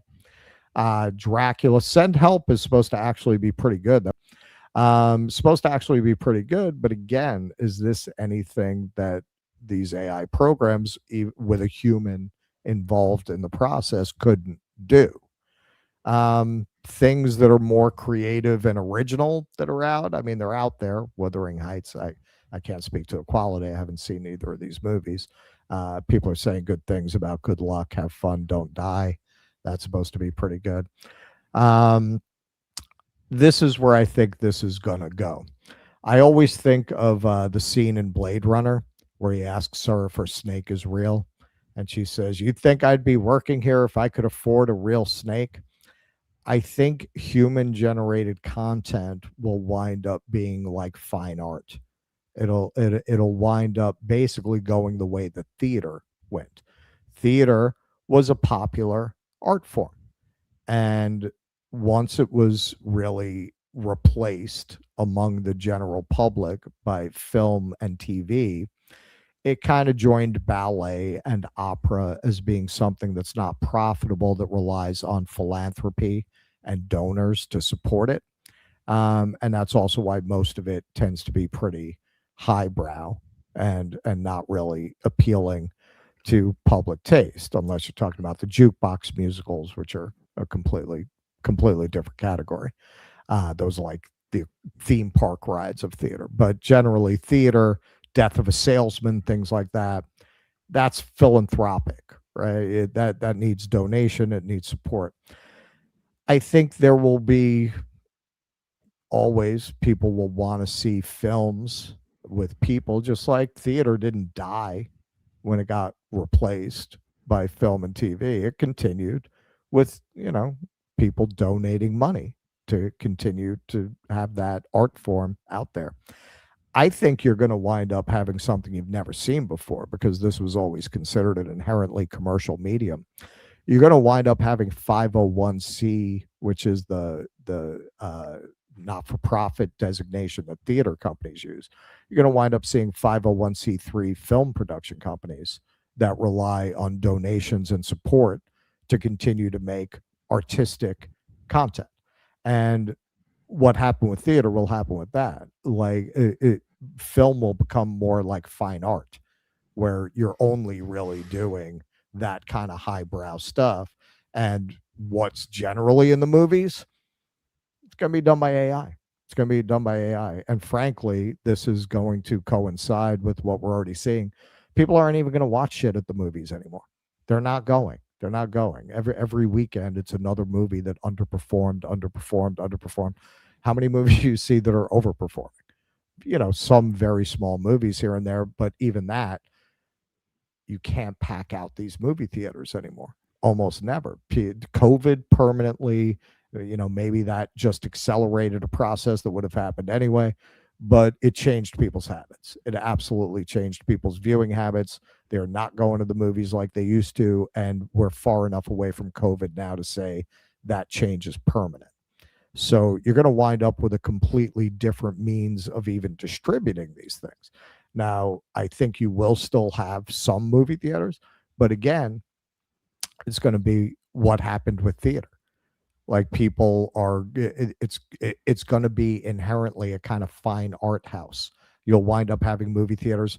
We have this in New York. There's a theater across from the Plaza that was going to close. The Paris Theater had been there forever. It's an art house. You know who bought it? Netflix. Right. Netflix owns it because they can afford to run it as a loss. It's a feather in their cap. It makes them, philanthropy is often used to promote your public image, right? That's why they do it. You'll have things like that. Like you'll have like art houses. They're supported by big corporations as a philanthropic thing. That's where I think this is going. Yeah, well, I mean, the medium is the message, right? If the conversation is all online, eventually the consumption will be all online. I think it was trending in that way. I think COVID obviously accelerated it in a huge way. And, people will resist at first and there will be some hanger-ons, just like, what happened when you transitioned from, hard media in music to streaming, right? The CD stores didn't disappear overnight, but they were phased out. And now all the stores that used to sell CDs are selling what? They're selling T-shirts and tchotchkes. And what are they selling? Vinyl. They're selling the thing that came before CDs as a sort of like retro sort of gimmick for the real, like diehard music fans who want physical media, right? Same thing here. Like, you know what I mean? Like you'll have the real diehards who patronize, movie theaters and human-made art. But yeah, Exactly. I mean, I think eventually, and look, I think the biggest indicator of this is just the decline in the quality of the work itself. Also reflection of the, Marshall McLuhan medium is the message phenomenon. When streaming became popular, a lot of the premier talent shifted from the film world to the TV and streaming world. Because, used to be back, 30 years ago, TV was like the minor leagues and Hollywood was the big leagues. And then when streaming happened, that kind of flipped and all the best stuff started being on TV. TV series got all these really famous people in them, and movies were somewhat of an afterthought. And now that movies and TV are streaming, well, now streaming is the big thing. And if people are going to watch on their phone anyway, if they're going to watch on a laptop anyway, then yeah, that leaves a lane a mile wide for AI. All right. Let's take some super chats before we move on. You got any there? Sure do. Satanica. Zio's crying about hurt feelings has got to be the absolute worst iteration of woke ideology charted thus far. Yeah. I mean, it's woke cranked up to 11. It really is. Cowboy Kitties. Speaking of sister-in-laws taken by ICE, Natalia's deportation appeal is February 20th. Oh, wow. Okay. Keep us up to date on that, Cowboy. Don McCarthy. Great show, guys. Don't tell Walter Kern that Wilt is dead. You see, I have it on good authority. He was killed by the woke mind virus. Yeah. J.D. Santos. Russell, here's $5 to light a candle for Wilt Chamberlain. That should be the name of this episode. Rest in peace, Wilt Chamberlain. Wilt Chamberlain, good night and good luck. Good night. Good luck.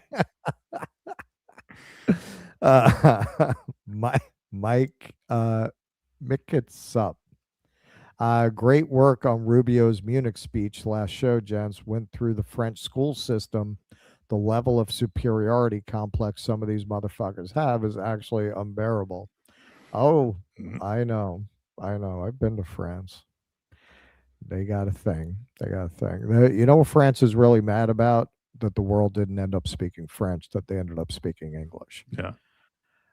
Lucifer Morningstar. Now that you have smeared long-dead NBA legend Wilt Chamberlain, you have any opinions on Walt Black Frazier's stats? That's funny. That's going to go down as a legendary dude. That was one of my favorites in all the years we've done this show. Kevin G. Wilt Chamberlain scored more than any player in history, regardless of basketball skill. Yeah. Is that true? Is he the high scorer? Well, history? they mean score as in, they mean women. Got a lot of women. Yeah, no, he Yeah, famously. well, yeah. Oh no, I remember that. Yeah. Cubist cosmonaut. Check locals. I made you a wilt image. Okay, all right. Okay. I guess I'll do one more. Regeneration News. That one clip sacrificed 1,500 puppies to Moloch. Yeah, that's what they're saying. I think I'm going to do a follow-up to this on Thursday. Some of you might have seen an article went viral from an AI entrepreneur basically saying people have no idea what's coming, and really like laying out what AI can do now on more serious things like the entire job market, right? Not just Hollywood. So I think I'll do that Thursday. Okay. Got some rants? Yeah, I got some rants for sure. Let's take a few. I'm going to take a few, and then I'm going to go into the next segment because something just broke about the next segment that I want to make sure I don't lose on the page here. It's funny how the people with the shittiest ideas have huge followings, and yet if it were for shows like this, I'd have absolutely no clue that these effing regards even exist. EO shush, one person killed, it's a tragedy. 1 million Palestinians killed, it's a statistic. 6 million Jews killed, you never hear the end of it. That's right. I wanted to congratulate Tim Pool on achieving binary fission via the Carton show. Yeah, Carton's got the beanie, right? Going to once again point out this video I watched showing newspaper articles where 6 million Jews are facing extinction 3 times in once in 1921 and 1931. Ran out of characters there. Is it worse for Trump if the kid he fucking killed 8 is black and white? Yeah, he should have put that. Should have revealed that in his. That's why we used to call them black and white cookies on the island. Yeah. Virtuoso, this is why you can't cover sports. You two are the Mike and the Mad Dog of politics, so stick to that. Thank you, Virtuoso. Okay, all right. Let me just get this in order here. Oops, I think I deleted one. Somebody asked if your hotel room is as cool as it looks, but I think I deleted it. So sorry about that, but I still passed the question along. It's very comfy. It's very comfy. You know what I got used to? I for my channel, I think I'm going to do a video just talking about the things that you should be prepared for if you're going to travel in Asia. One is obviously you're going to be drinking bottled water. You're going to be brushing your teeth with bottled water. You're going to be living on bottled water. But another is, and this really, I cried like a little girl about this when I went to India for the first time, or the only time, but Asia for the first time. They don't do those soft ass Western mattresses, man. Like a lot of those mattresses are like a board. Now, you do get used to it, and after a while, everybody says this, after a while, you prefer it. But it is very hard to adjust to. So this is actually kind of on the soft side for Asia, which you know what that tells you? They have pretty much exclusively Western guests here. Because for an Asian, like from my experience, that bed would probably be too soft. It would bother them. All right, we're going to move right on along here. All right, folks. So if you were on Twitter, you no doubt saw this tweet. 32.6 million views as of the time I made this segment. This was ultra viral for all the wrong reasons. So here's Congressman Randy Fine, who no one ever heard of until Donald Trump endorsed him to replace Mike Waltz. Don't forget, this is part of that Miriam money in action. This is who they handpick to fill a congressional seat in Mike Waltz's absence here. So new Congressman Randy Fine says, if they force us to choose, the choice between dogs and Muslims is not a difficult one. Now, he posted that by itself, not a quote tweet of anything, nothing, but he adds context in the reply, which he thinks makes this a lot better. Says, for context, this is the leader of one of the key mainstream Muslim groups that supported Mamdani. So here's Nurdeen Kiswani. She tweets out, finally, NYC is coming to Islam. Dogs definitely have a place in society, just not as indoor pets. Like we've said all along, they are unclean. So this is in response to some controversy about people not cleaning up after their dogs, which we'll get into later. It's a joke, obviously. But Randy Fine tweets out the Daily Mail link. Famous Palestinian activist calls for dogs to be banned as indoor pets in NYC because they are un-Islamic. So Medea Benjamin tweets, if a congressperson said that the choice between dogs and Jews is not a difficult one, their career would be over in an instant. So shouldn't it be game over for racist Randy Fine? Yeah, good point and good question. Film the Police LA says the Jewish community really needs to call this stuff out. You'd be waiting a long time for that. Yeah. Well, we're doing our part as members of the Jewish community. But you know who also needs to call this stuff out is dogs. And so Bob Brooks says, you are a real piece of shit and my dog hates you. As the reply to Randy Fine. So, yeah, I think Jews and dogs have a responsibility to condemn this. So Zay Squirrel says, can anyone deny that if someone says about Jews with disgusting, morbidly obese, genocidal, Zionist C-word Randy Fine says about Muslims and Palestinians, they would not be allowed to remain in Congress and public life? But he gets cozy CNN interviews with Jake Tapper and Dana Bash.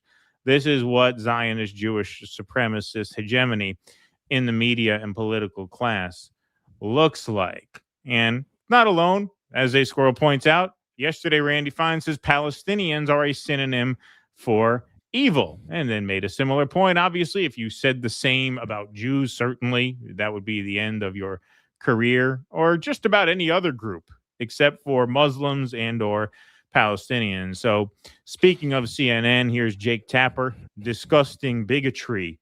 Piers Morgan, you disgusting prick. Widespread condemnation here. Even from guys like Jake Tapper, who, like, what do you think the effect of your Israel propaganda is? Like, what do you think that is giving license to? Right? That's a very like liberal sentiment. Oh yeah, I'm gonna basically, Max Blumenthal had a great metaphor as it pertained to like Venezuela, like people who call Maduro a dictator and insist he stole the election, and then they act surprised when we kidnap him. Blumenthal said, that's like, I'm going to help you carry the ball to the 5-yard line, but then I'm going to be shocked and offended when you jam it in the end zone. I'm going to say, oh, why didn't you kick a field goal, right? Why'd you have to jam it in? Well, you helped them get there. You helped them get to the point where then that kind of language is at least acceptable enough for this guy to spew and keep his job. So he doubles down. He says, Piers, this is responding to Piers Morgan, what is disgusting is a major New York City Muslim leader saying we must give up our dogs because NYC is coming to Islam. We will not be shamed into being conquered like the Europeans. I choose my dog. They love that trope too. I know my first appearance on your show didn't go well for you, but if you want to try again, I am happy to administer another beating. Now, speaking of being conquered, like the Europeans, Megyn Kelly says, what the fuck is this? Well, I don't know what you're surprised about, Megyn Kelly. I mean, Megyn Kelly has provided far and away the most racist commentary of any quasi-mainstream commentator for the past year. No doubt about it. I mean, she just went on that rant. We covered it on the show about how Bad Bunny coming to the Super Bowl is basically akin to the Muslims conquering Europe, a point that, oddly enough, she made to Piers Morgan. So once again, blacks are coming down your chimney to steal the spirit of Christmas. Yeah, exactly. Yeah. Once again, marching the ball down to the 1-yard line and then being surprised when someone marches it into the end zone. So Publius, one of Megyn Kelly's fans, see, this is the problem that you have when you talk like the way she talks on the air, is that now the audience expects you to have Randy Fine's back. So they say, Randy was referring to Mamdani's supporter trying to ban indoor pets in New York City. Which side are you on here, Megyn Kelly? Okay, so then Nerdine decided she would clear up, and I put this at the end of the segment because really, what is the point? I mean, it's obviously just a disgusting tweet on Randy Fine's part, no matter what she meant by it. But I think what she meant by it is indicative of a point that we've long made about Zionists. So I'll get into this a little bit. So she says, some people are rewriting the timeline around the dog discourse. So here are the actual receipts. I did not start this conversation. I stepped into one that New York City politicians, media, and thousands of residents were already having.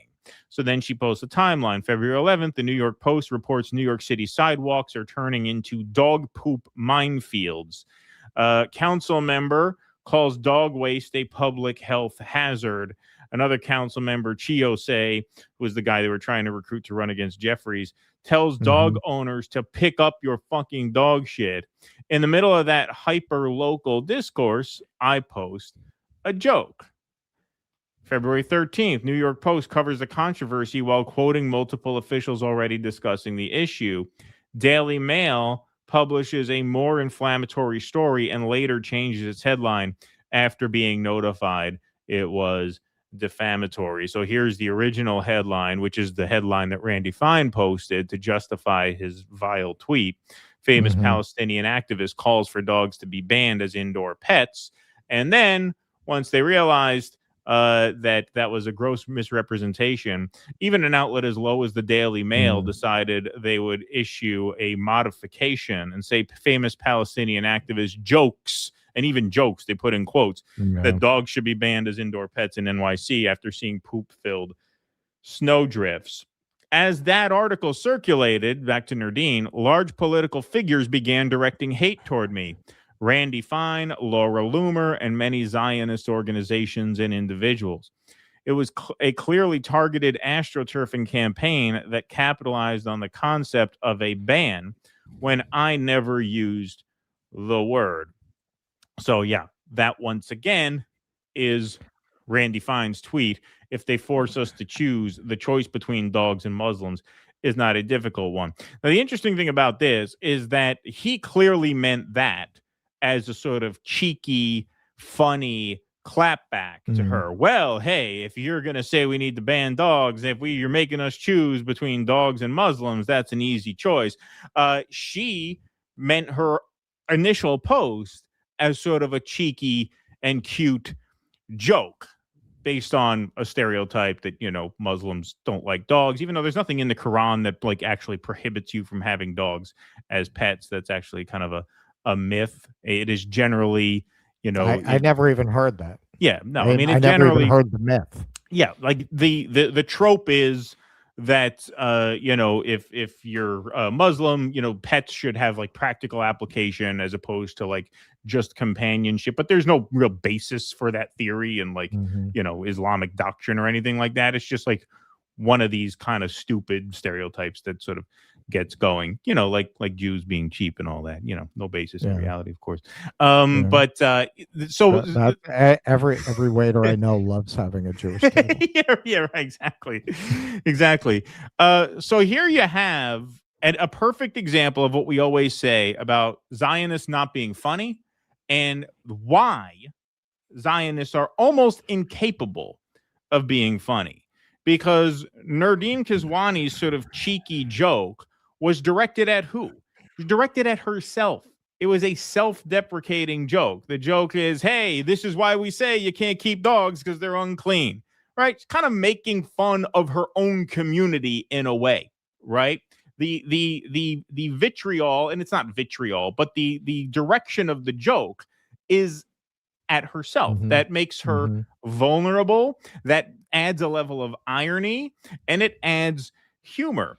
The Israelis will never do that. This is why they're not funny, because they never make fun of themselves. They consider self-deprecation to be weakness, and they consider weakness to be contemptible. So their humor is always directed outward, and they're always punching down. So Randy Fine's idea of a cheeky joke is to basically debase and smear an entire group of people as beneath dogs. So this is a perfect sort of example of why we say Zionists are the only Jews who aren't funny. It's because a lot of Jews who are funny, like yours truly and my co-host here, when we make Jew jokes, we direct them at ourselves. We're punching at ourselves, just like Nerdine was kind of making a joke, a harmless joke, a perfectly harmless, innocent joke at her own expense. The Zionists never do that. All the Zionists can do is punch down at people. And guess what?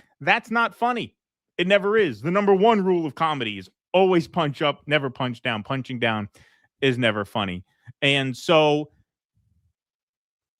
being that as it may, we do have an update on here. GOP rep faces censure calls over anti-Muslim post. Now, no Republicans had spoken out against this post, to my knowledge, until airtime, but this just broke.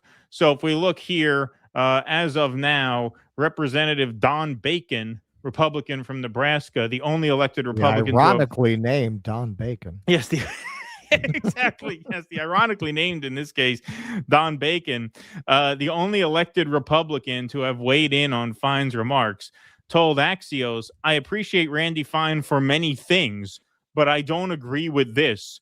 We should be respectful to others." Yeah, that's amazing. And then he says, however, Bacon added, "You need to remember he's frequently targeted." Now he's making excuses for it.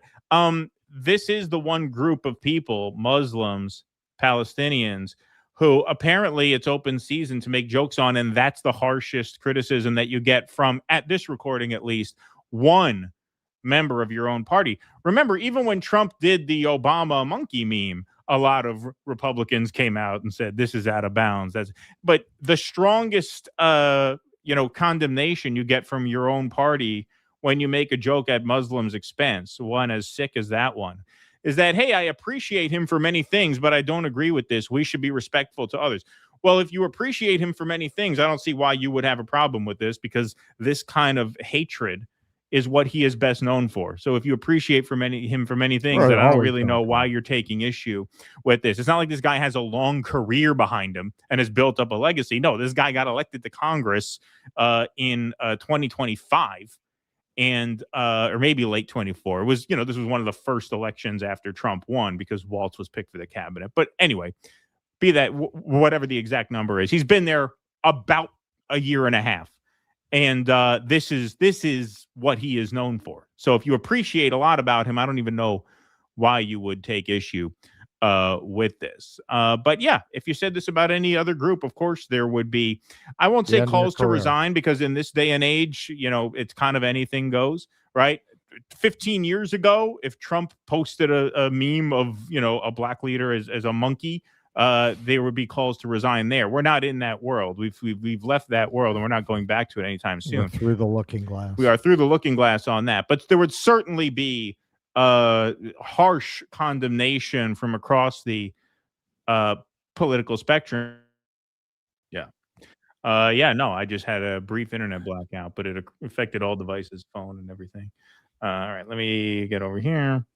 All right, so what did I say there? What was I saying? And what criticism he got was very mild. All right, there we go. Now we have that for the tape.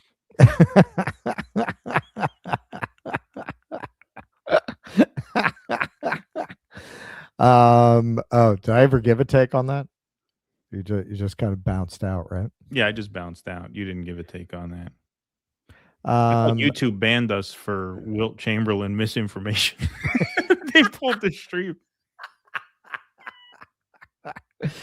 Yeah, I mean, Fat Randy is an anti-Semitism bomb, and Israel loves that. They love that because they want to make Jews feel like they have to go live in Israel. One of the most interesting things being here has been to watch how people interact with Israelis. You know how they interact with Israelis? They don't. Right. They don't. It's like there's a bubble around them. When people find out that they're Israeli on the tours that I've been on, they don't talk to them after that. Like, they just stay away from them. You know what it is? It's very much like when Trump had the rally at Madison Square Garden. I didn't go in, but I was outside. I happened to be in the area, and I filmed it a little bit.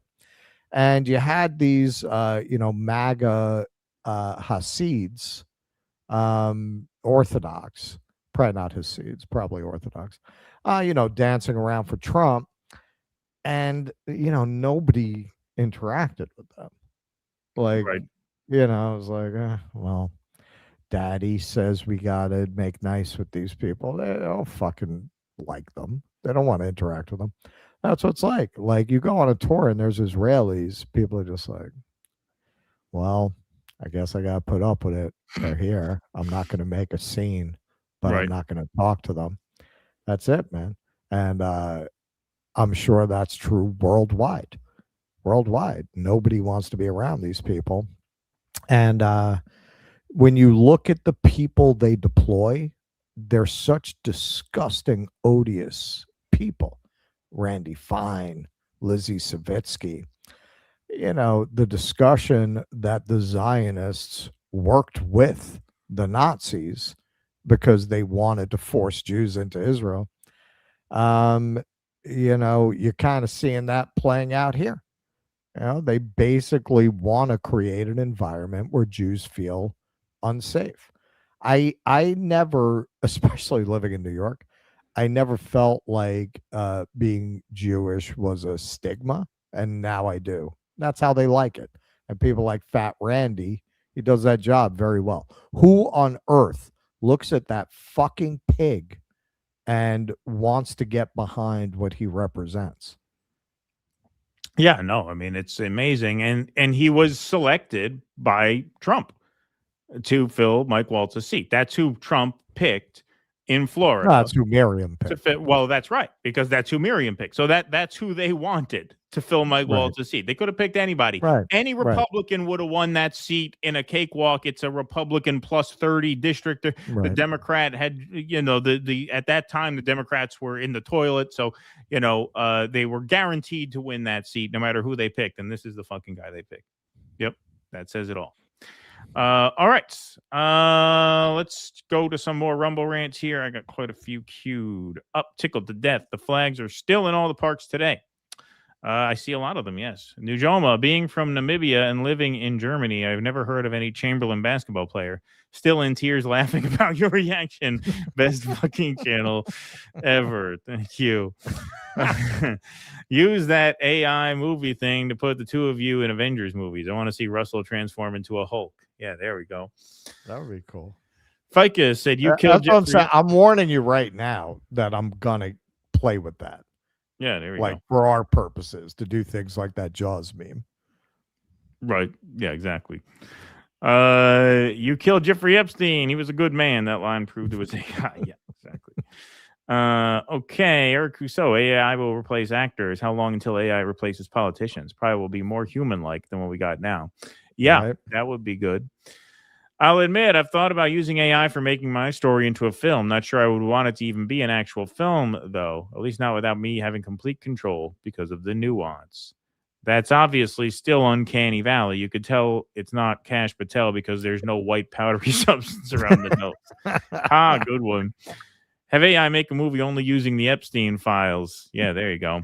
One good thing will come from AI making movies. Now all the woke can easily make their own garbage rather than forcing franchises to turn to garbage. Okay, let's see.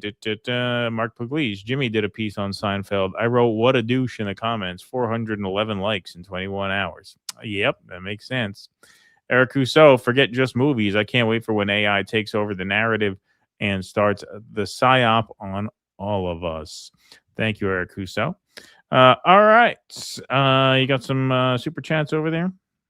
Sure do. Jolly Man Big Boy. Let's not count Wilt Chamberlain being a Zio out. I wouldn't be surprised if Golda Meir has an entire propaganda campaign in the afterlife. I wouldn't be surprised if he sampled her Kugel. Yeah, that's why he got around. Regeneration News. Can't wait to fight AI robots for access to water. Yeah. Seems to be where this is going.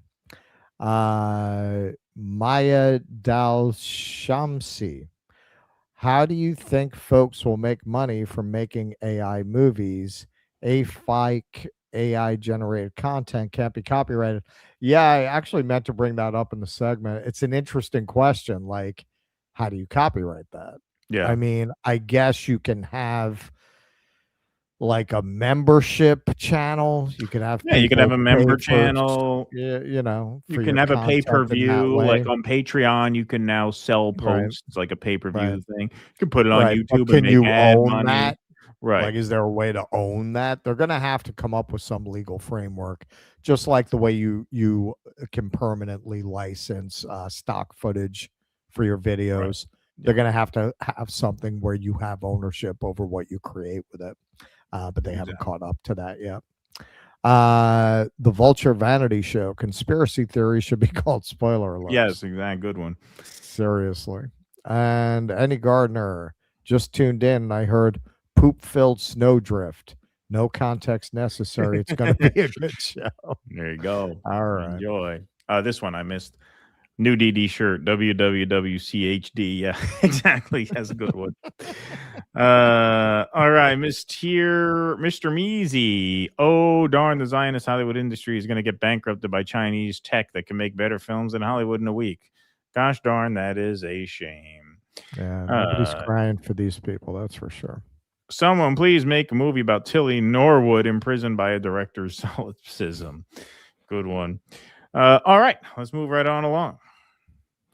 Okay, I just feel a need to point this out. I guess because the lights are fancy, like overlook hotel lights, people think I'm in some kind of like mountain airy suite. All right, so there's the hotel room. It's quite, it's there you go.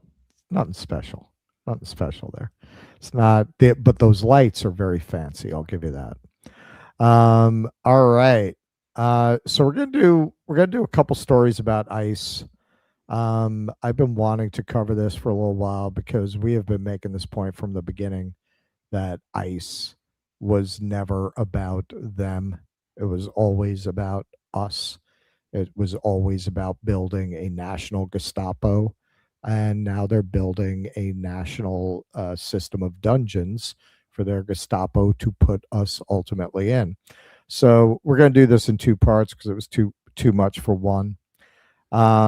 So Homeland Security wants social media sites to expose anti-ICE accounts. The Department of Homeland Security is expanding its efforts to identify Americans who oppose immigration and customs enforcement by sending tech companies legal requests for the names, email addresses, telephone numbers, and other identifying data behind social media accounts that track or criticize the agency. In recent months, Google, Reddit, Discord, and Meta, which owns Facebook and Instagram, have received hundreds of administrative subpoenas from the Department of Homeland Security, according to 4 government officials and tech employees privy to the requests. They spoke on the condition of anonymity because they were not authorized to speak publicly. Google, Meta, and Reddit complied with some of the requests, the government officials said. In the subpoenas, the department asked the companies for identifying details of accounts that do not have a real person's name attached and that have criticized ICE or pointed to the locations of ICE agents. The New York Times saw 2 subpoenas that were sent to Meta over the last 6 months. The department said it had, quote, broad administrative subpoena authority, but did not address questions about its requests. In court, its lawyers have argued that they're seeking information to help keep ICE agents in the field safe. This is something that most of us have never heard about. Administrative subpoenas. This is really chilling. I think most of us assume you can't get a warrant without going through a judge, but you can. Unlike arrest warrants, which require a judge's approval, administrative subpoenas are issued by the Department of Homeland Security. They were only sparingly used in the past, primarily to uncover the people behind social media accounts engaged in serious crimes such as child trafficking, said tech employees familiar with the legal tool. But last year, the department ramped up its use of the subpoenas to unmask anonymous social media accounts. This is very much like back when Giuliani was the mayor of New York. And, he didn't want anyone to have any kind of fun of any kind. In order to harass bars, they dug up an old prohibition era law that you couldn't dance in bars. They dug this up and used it. This is very much the kind of thing the Trump administration is doing. They're finding these laws that they can use to build their fascist state within a legal framework. Now, we didn't indulge this kind of talk in Trump 1.0, but Trump 2.0, this kind of talk is completely appropriate. You know what they called Hitler early on? The legal one. After the beer hall poosh, he made a point of doing everything within the legal framework of the German system in order to gain that legitimacy, in order to not be thought of as the guy who tried to overthrow the government from a beer hall, in order to be taken as a credible politician. Thus far, that's what they're doing. They're not, thus far, they have not been willing to cross the Rubicon of, yeah, well, we have our own police force. What are you going to do about it? So far, they've been relying on actual sections of law to execute their agenda. And that's very much the case here, where they're taking something that exists, but nobody had used it in this way before. In September, for example, it sent Meta administrative subpoenas to identify the people behind Instagram accounts that posted about ICE raids in California, according to the ACLU. The subpoenas were challenged in court, and the Department of Homeland Security withdrew the request for information before a judge could rule. Mr. Loney of the ACLU said avoiding a judge's ruling was important for the department to keep issuing the subpoenas without a legal order to stop. Quote, the pressure is on the end user, the private individual, to go to court, he said. Okay, so understand what he's saying here. Like, they know that the way that they're using this probably will not hold up in court. So when they are challenged, they withdraw it because they don't want a legal precedent on the record that they're misusing this. But they're harassing people into silence, right? That's the purpose. That is the purpose of this. It's to intimidate people, as we'll see as we go on with a particular case that's just absolutely horrific of an old man that they did this to for no good reason at all. They don't have to show you a copy of this subpoena. It's very difficult to challenge it in court. They give you 2 weeks that you have to challenge this in court, and then they don't show you the subpoena, so you have to go and try to track this down yourself. Most people don't have the resources for this. Unless you can get a pro bono lawyer, can you afford to challenge the federal government in court? They'll back down if you do, at least thus far. But who has the time, energy, and resources to challenge it? That's the point. Now, just to give you an idea of what absolute fucking scum these paid PSYOP experts are. Jack Posobiec, these people are all paid. These people are all paid. They're all fake independent figures. They pretend to have independent voices. They are all paid.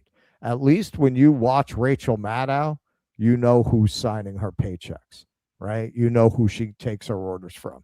These guys, they are lying to you. They are all lying to you. They are all being paid, and they are not disclosing it. That is why their messages are so astroturfed, are so completely coordinated. What Marjorie Taylor Greene said about influenceable, I think that's probably the case, that there is a central clearinghouse of what the messaging is. But the fact that these scumbags come out and pretend to represent their listeners, their dwindling listeners, to represent the American people, to actually have authentic opinions that are their own, these people are really the fucking scum of the earth. So here's Posobiec trying to put a good face on creeping fascism, as he is paid to do. This is what we're pushing for. We need to disrupt these networks. We need to shut down the networks of anarchists operating in this country. We need to hit them where it hurts. Take out their communications. That's what this is about. We know that they, like, keep in mind, for Trump supporters, right, we were banned off of all of social media. Go back to the Biden regime. During the regime era in this country, we had to create our own social media apps. You know, listen, in some cases, that's true. And we spoke out against it at the time. We promoted the Twitter files quite a lot. We did a lot of stories exposing that. But to suggest that conservatives were banned from social media, I don't know who I was arguing with all those years, but they certainly were not banned from social media. It's not to say it didn't happen, certainly around COVID in particular. Although, you know, you had people who criticized that regime from the left too. It was just anybody who had anything to say about that was off the messaging. But this whole, well, they did it. What does that even mean? So you're good with the suppression of speech then? I mean, that's kind of giving away the game, isn't it?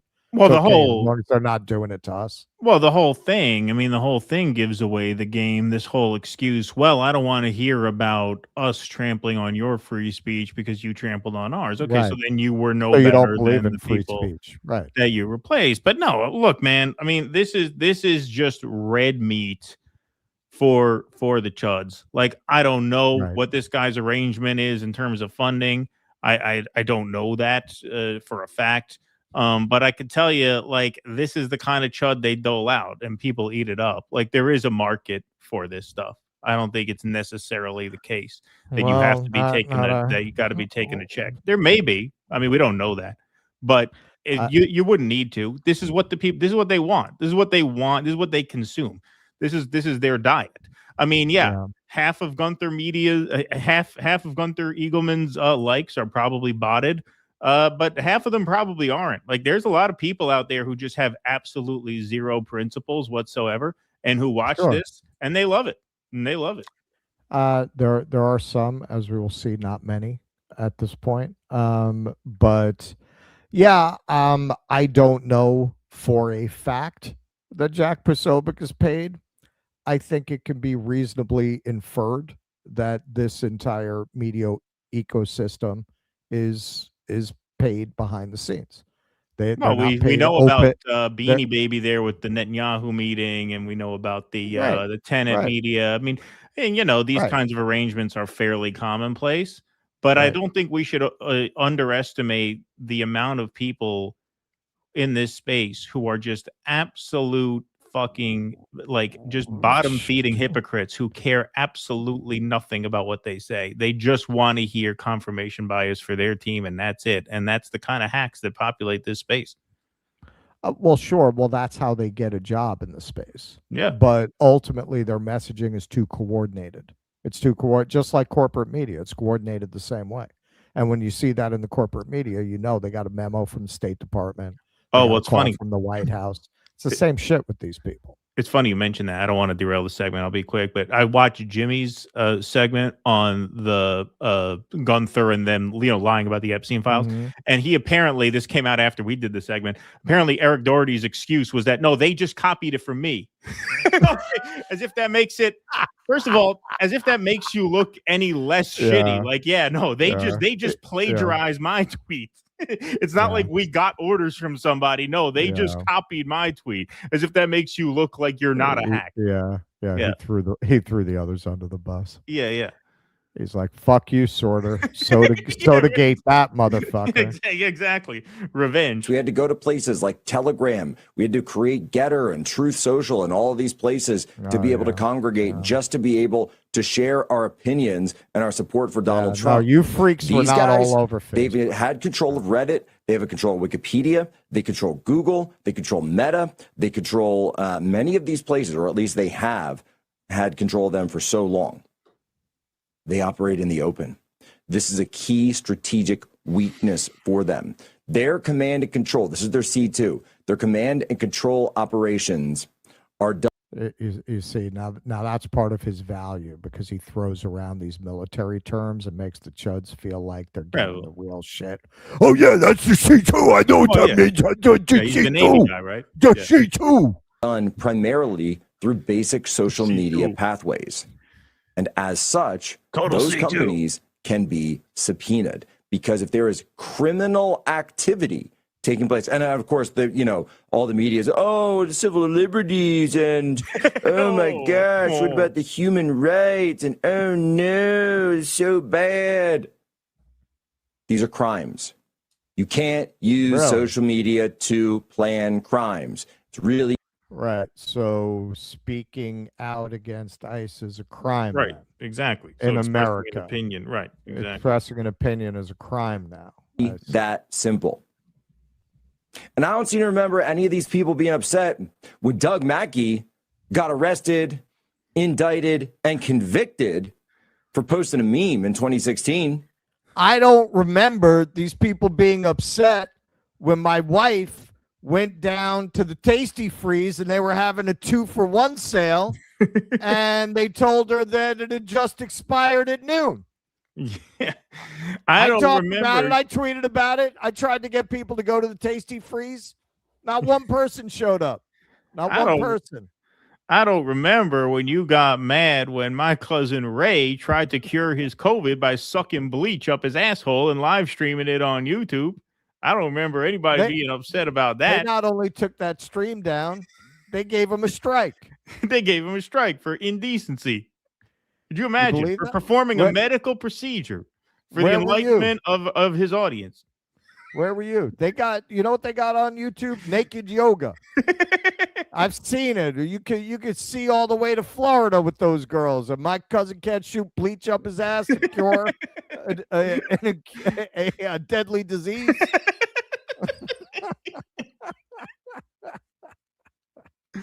Oh, I guess we can only save lives your way. Only your way, right? What? Yeah. The experts don't think you should shove bleach up your ass. I saved my dog from cancer that way. Yeah. She didn't like it, but she's still with us. Thank Jesus. Nobody had a problem with that. He got doxxed, and everybody who was in the group chat that was in with him got doxxed. They went after him.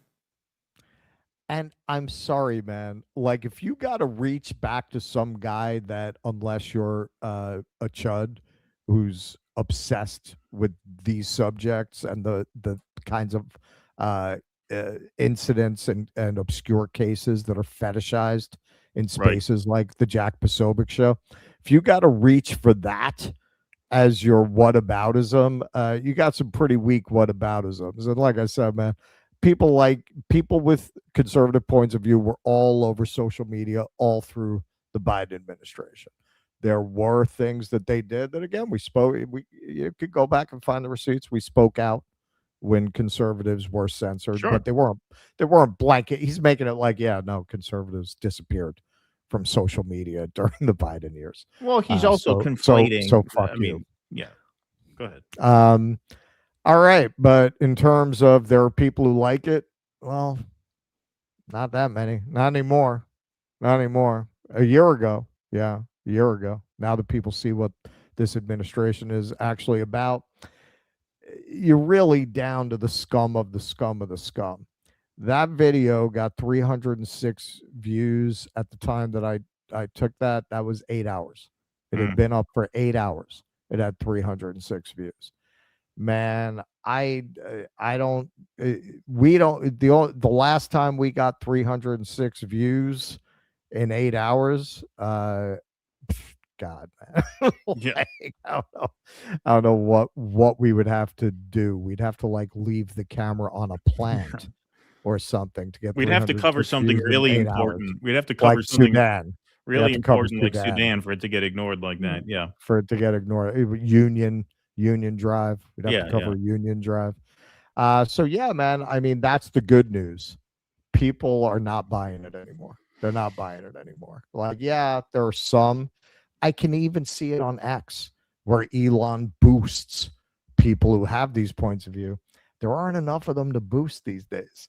If you notice that, like if you post the kind of shit that would normally set off these chuds, you don't hear from many of them anymore. You used to. They used to be all over you, man. Now, not much. I think the Epstein's files really broke a lot of people. So here's this in action. If you think this isn't going to affect you or this can't affect you, Homeland Security is targeting Americans with this secret legal weapon. This story is terrifying. He had decided that the America he believed in would not make it if people like him didn't speak up. So on a cool, rainy morning in the suburbs of Philadelphia, John, 67 and recently retired, marched up to his study and began to type. He had just read about the U.S. Department of Homeland Security's case against an Afghan it was trying to deport. The immigrant, identified in the Washington Post's October 30th investigation as H, had begged federal officials to reconsider, telling them the Taliban would kill him if he was returned to Afghanistan. Unconscionable, John thought, as he found an email address online for the lead prosecutor, Joseph Dernbach, who was named in the story. Peering through metal-rimmed glasses, John opened Gmail on his computer monitor. Quote, Mr. Dernbach, don't play Russian roulette with H's life, he wrote. Err on the side of caution. There's a reason the U.S. government, along with many other governments, don't recognize the Taliban. Apply principles of common sense and decency, unquote. That was it. In 5 minutes, John said he finished the note, signed his first and last name, pressed send, and hoped his plea would make a difference. 5 hours and 1 minute later, John was watching TV with his wife when an email popped up in his inbox. He noticed it on his phone. Google, the message read, has received legal process from a law enforcement authority compelling the release of information related to your Google account. Listed below was the type of legal process, subpoena, and below that, the authority, Department of Homeland Security. Homeland Security is not required to share how many administrative subpoenas it issues each year, but tech experts and former agency staff estimate it's well into the thousands, if not tens of thousands. Because the legal demands are not subject to independent review, they can take just minutes to write up, and former staff say officials throughout the agency, even in mid-level roles, have been given the authority to approve them. So you understand how this works? Department of Homeland Security will write up an administrative subpoena, and you got mid-level staff at the agency who, rather than a judge, they review it and approve it within the agency. That's what this is. In March, Homeland Security issued 2 administrative subpoenas to Columbia University for information on a student it sought to deport after she took part in pro-Palestinian protests. In July, the agency demanded broad employment records from Harvard University with what the school's attorneys described as unprecedented administrative subpoenas. In September, Homeland Security used one to try to identify Instagram users who posted about ICE raids in Los Angeles.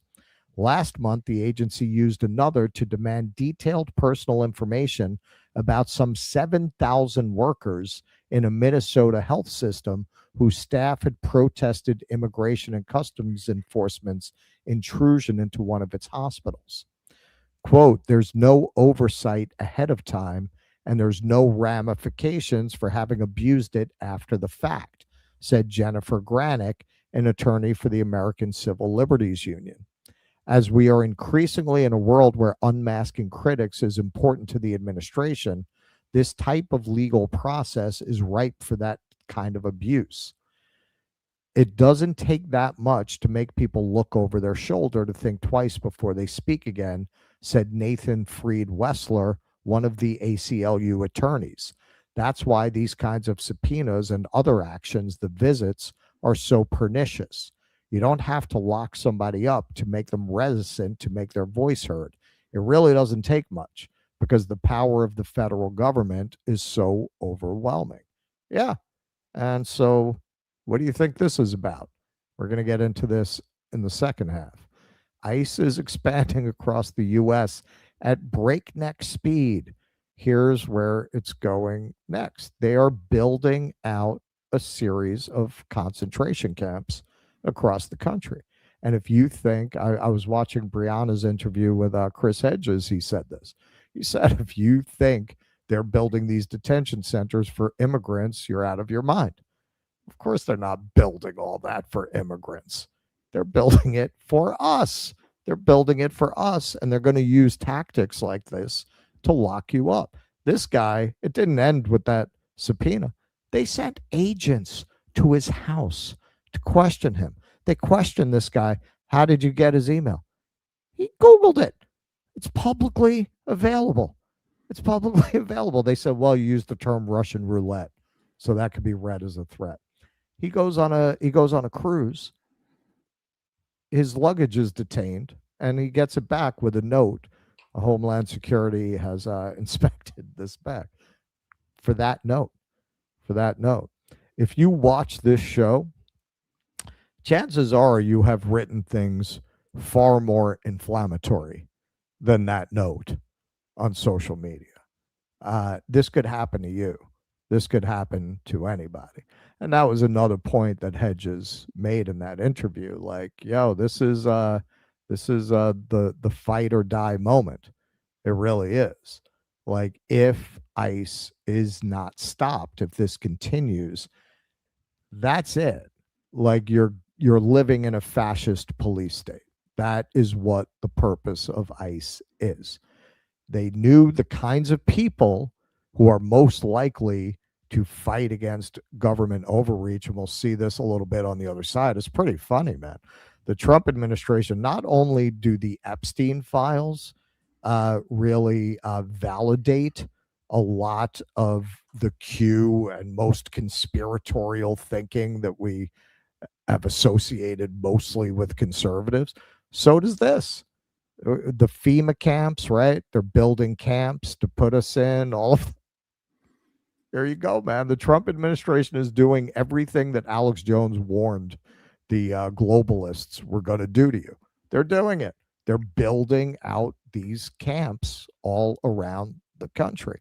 Even if you believe, and I think it's a foolish belief, even if you believe that they're sincerely building this enormous infrastructure for what in theory is supposed to be a temporary problem, right? Why would you build such permanent infrastructure for something that should get solved ultimately, right? Deporting these immigrants. So there's a lot of money to be spending on something that's temporary. But even if you believe that, what happened after World War II? You created huge industries by manufacturing all those arms. So what happened? Did those industries then shrink back down to an appropriate size? No. They took over the state, and the state has been at war ever since in order to maintain those industries. People were making too much money off war by the end of World War II. They weren't going to let that go. They weren't just going to dismantle these arms manufacturing industries that have been built up in response to a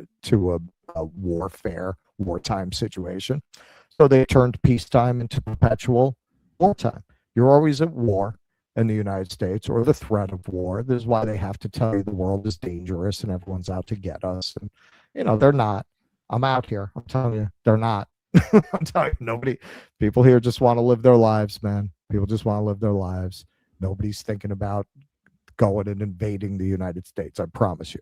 So why do they keep you in that state? Because they have to justify keeping these industries alive. Even if this was built for immigration, that's what ultimately would happen. Because in theory, if you believe this is about immigration, well, eventually the problem's going to be solved, right? So what do you think they're going to do at that point? They're going to dismantle all these jobs. They're going to get rid of all the ICE jobs. They say that now when people talk about pulling back our military footprint around the world. Walt Blitzer went on TV, said, well, you know, it's going to cost a lot of jobs. What do you think they're going to say about ICE? What do you think they'll say about the detention facilities? So how do they justify that? They got to lock somebody in them. Who do you think they're going to lock up? Political dissenters. You think that's only going to be the lefties?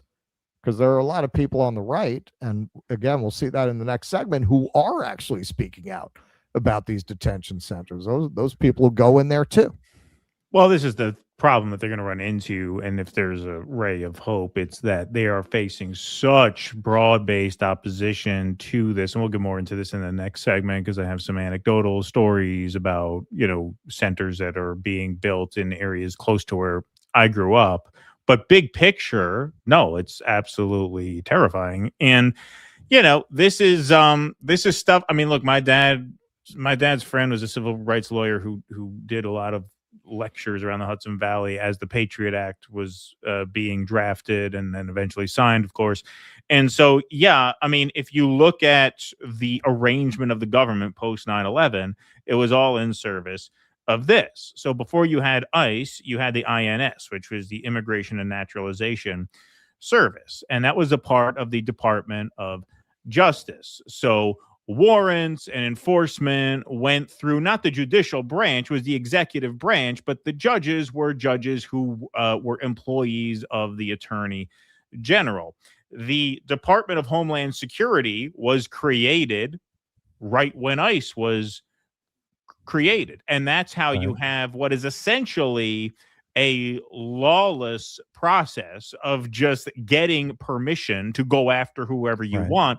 That was the whole point of it. The whole point of creating DHS was to streamline enforcement against the enemy du jour, whether it's Muslim men in the aughts, whether it's white nationalists in the first Trump era, the January 6th, whatever, or whether it's immigrants now or whoever the next target may be. The whole point of rejiggering the government post 9/11 was so that they can move faster to contain threats. Who are the threats? Well, whoever they say the threats are. And that's the point. It doesn't have to go through the standard bureaucratic process called, I don't know, the law, right?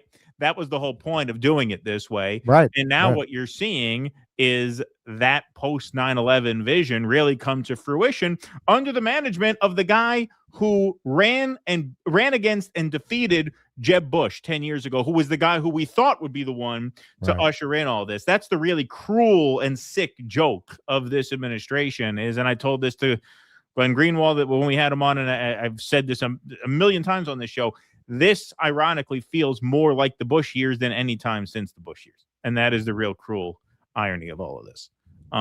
But the people are not for it. And if there's any hope, it's that. But we'll get into that in the next segment. All right, let me do the scroll while we're paused because I got a hard out at 4:30. I have some things to do, so I just want to make sure we do this now. Gotta run his little errands. Yeah, I got to run some errands. All right. So, hey, if you like what we do here and you want to help us do more of it, dudissidents.com/Patreon/Substack and /locals. That's where you go to sign up. You could sign up for just $5 a month. You get your name up in lights here on the patron scroll. You get call-in access to all of our Q&As. You get monthly post-game streams with call-in Q&As. And you get access to our film club, which is being totally and completely revamped. It's going to be awesome. We should, assuming our meeting goes well, which I have no reason to think a lot of very smart people are saying they've never seen anything like it. They've never seen anything like it. It's the most beautiful film club that anybody's ever seen. Exactly. So, assuming our meeting goes well on Thursday morning, which I have no reason to suspect it won't, we should actually be ready with a formal announcement for the new film club on Thursday at our noon show. We should actually be able to roll that out officially. So we're very excited about that. But all that helps keep the show going. It is extremely important that we safeguard ourselves from censorship and shadow bans and manipulation with our members. So our members are the backbone of the show. So thank you all very much for your support. Membership starts at, like I said, just $5 a month.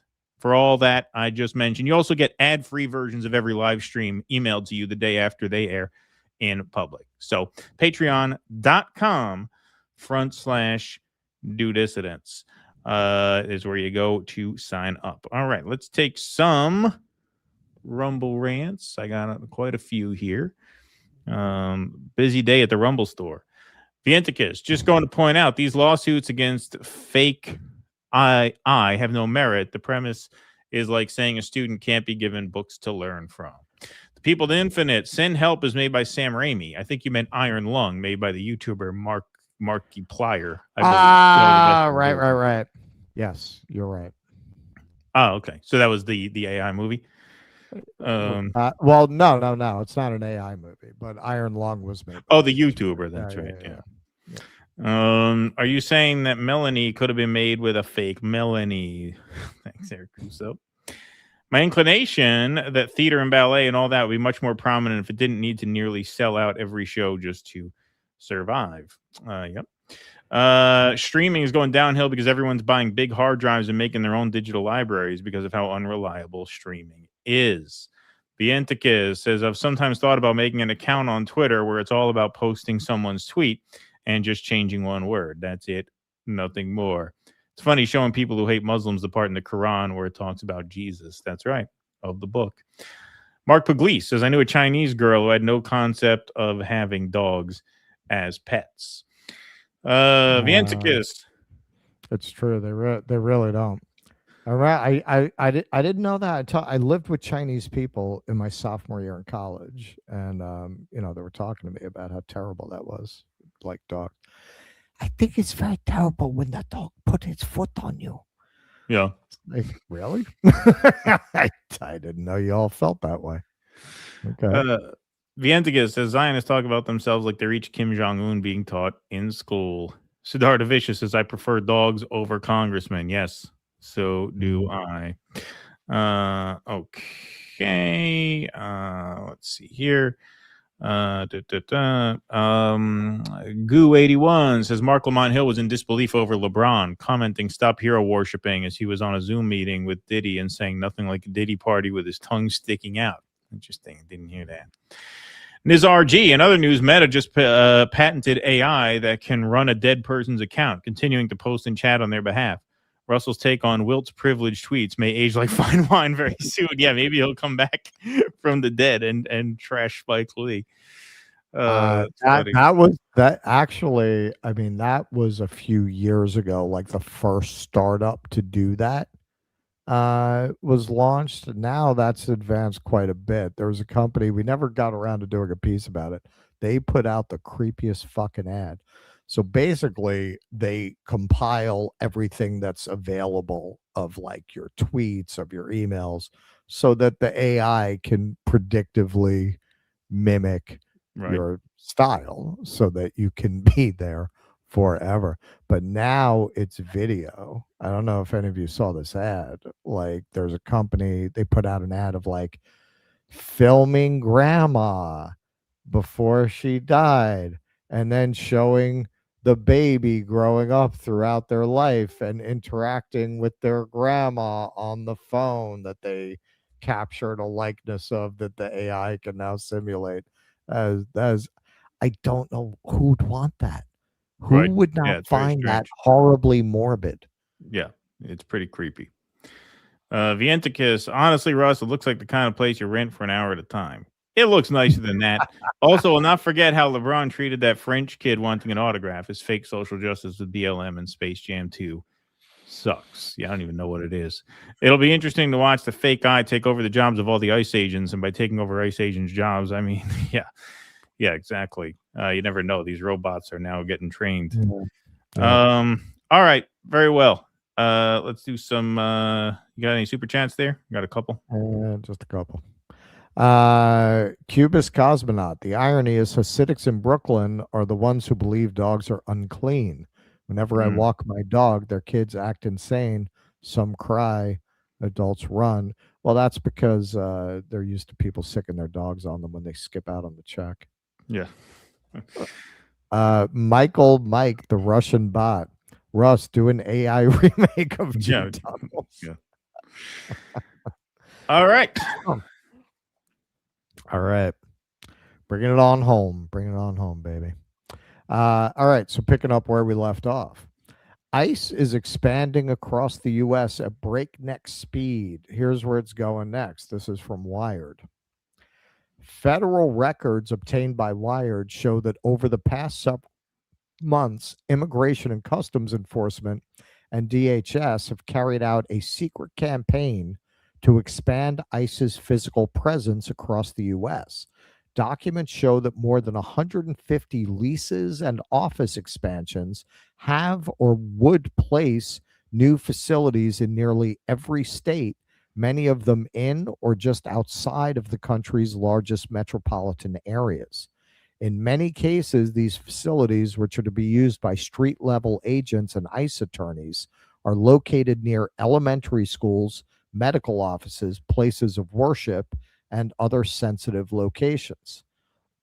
The General Services Administration, which manages federal buildings and functions as the government's internal IT department, is playing a critical role in this aggressive expansion.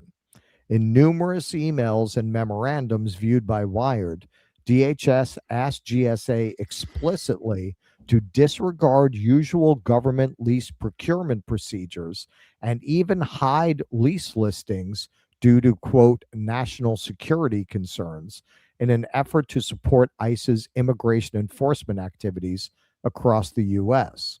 A Trump administration official recently told Wired that California and New York are next for the type of fraud investigation that culminated in 3,000 ICE agents in Minneapolis. At least 7 leasing projects are underway in California. In New York and New Jersey, ICE is expanding its physical footprint rapidly. And the article goes on to break down some of the places they're expanding into, including Long Island. And Keaton, you were talking about a place, Cork, up by you? Well, it's Chester. Chester. Yeah. You are, I got to say, you're kind of struggling with the names today. No, man, it's 4 in the morning, brother. Yes, I would say, yeah. Will It's Chamberlain. 4 in the morning. Will Chamberlain, Daryl Aronofsky, and Cork, wherever that is. What is that in fucking Western Sam Ireland? What is Raimi, it? I'm all over the Cork. place, Yeah, that's where I man. live. I live in Kilkenny, Ireland out here. Yeah. Yeah, they're building a nice facility out here in Cork. Okay, but you know what we're going to see? I could swear I got that from the name of one of the places that they actually are putting a facility. So as we go, Maybe there is, yeah. I may have an excuse. Might be the Shivas, those Vietnamese gave me. Those commies are sly. They're sly. Yeah. They're derailing the show. ICE to spend $38 billion turning warehouses into detention centers. $38 billion. This is from The Guardian. According to an overview of the plans, which were first reported by the Washington Post, Immigration and Customs Enforcement would buy and convert 16 buildings across the U.S. into regional processing centers, each holding between 1,000 and 1,500 people at a time. Another 8 large-scale detention centers would hold 7,000 to 10,000 people at a time and serve as the primary locations for deportations. Detainees would spend an average of 3 to 7 days at the processing sites before being transported to the larger facilities, where they would be held about 60 days before being deported. Okay, so let's go back a little bit. So they're talking about $38 billion going into building a national network of places where they concentrate people, almost like a summer camp where people are concentrated in one location. I feel like there's a term for this. Keaton, help me out. What is it? Almost like a camp of concentration. Right. A camp of concentration of people. So you remember this. So this is where you almost have to feel bad for these grifting scumbags. When you got Elon Musk tripping balls with a black eye, and you got to try to put a positive spin on that. So you remember this last year? This was Elon Musk's exit interview here. Elon Musk stands next to Trump as POTUS breaks down how much waste, fraud, and abuse has been rooted out by Doge, and how the computer systems are being modernized. He came in his gothic MAGA attire, flames. Elon is going back to his companies, but Doge is here to stay. Worst prediction ever. So here, let's go back to those halcyon days of last year.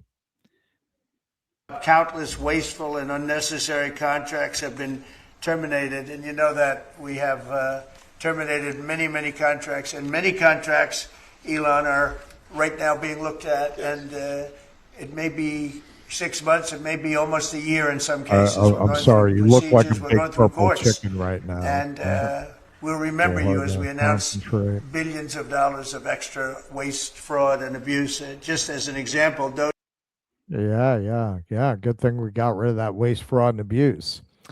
From our revolution, ICE has blown over $500 million buying warehouses to build mass detention camps across the country while terrorizing communities with impunity.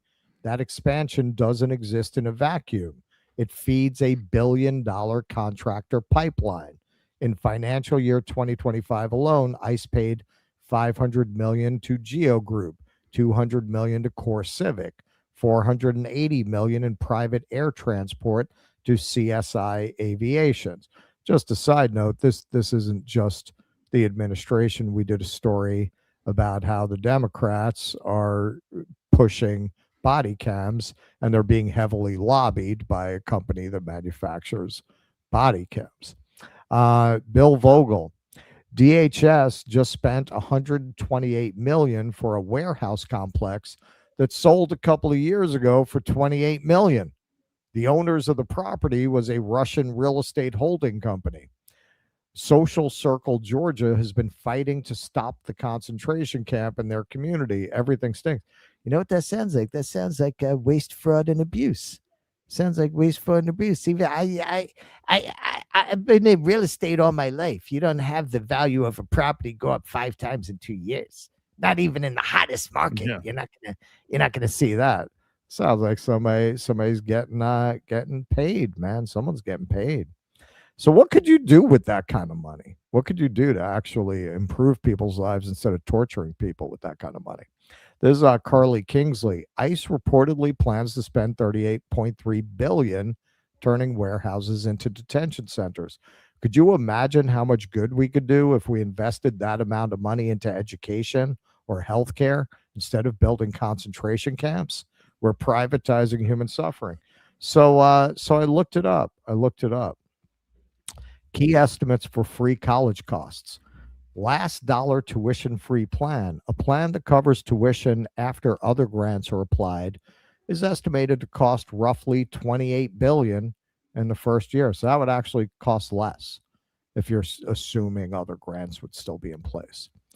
First dollar tuition-free plan, a plan covering tuition before other aid is applied, could cost approximately $58 billion in the first year. Okay, so a little more, but not that much more than what they're spending, $38 billion.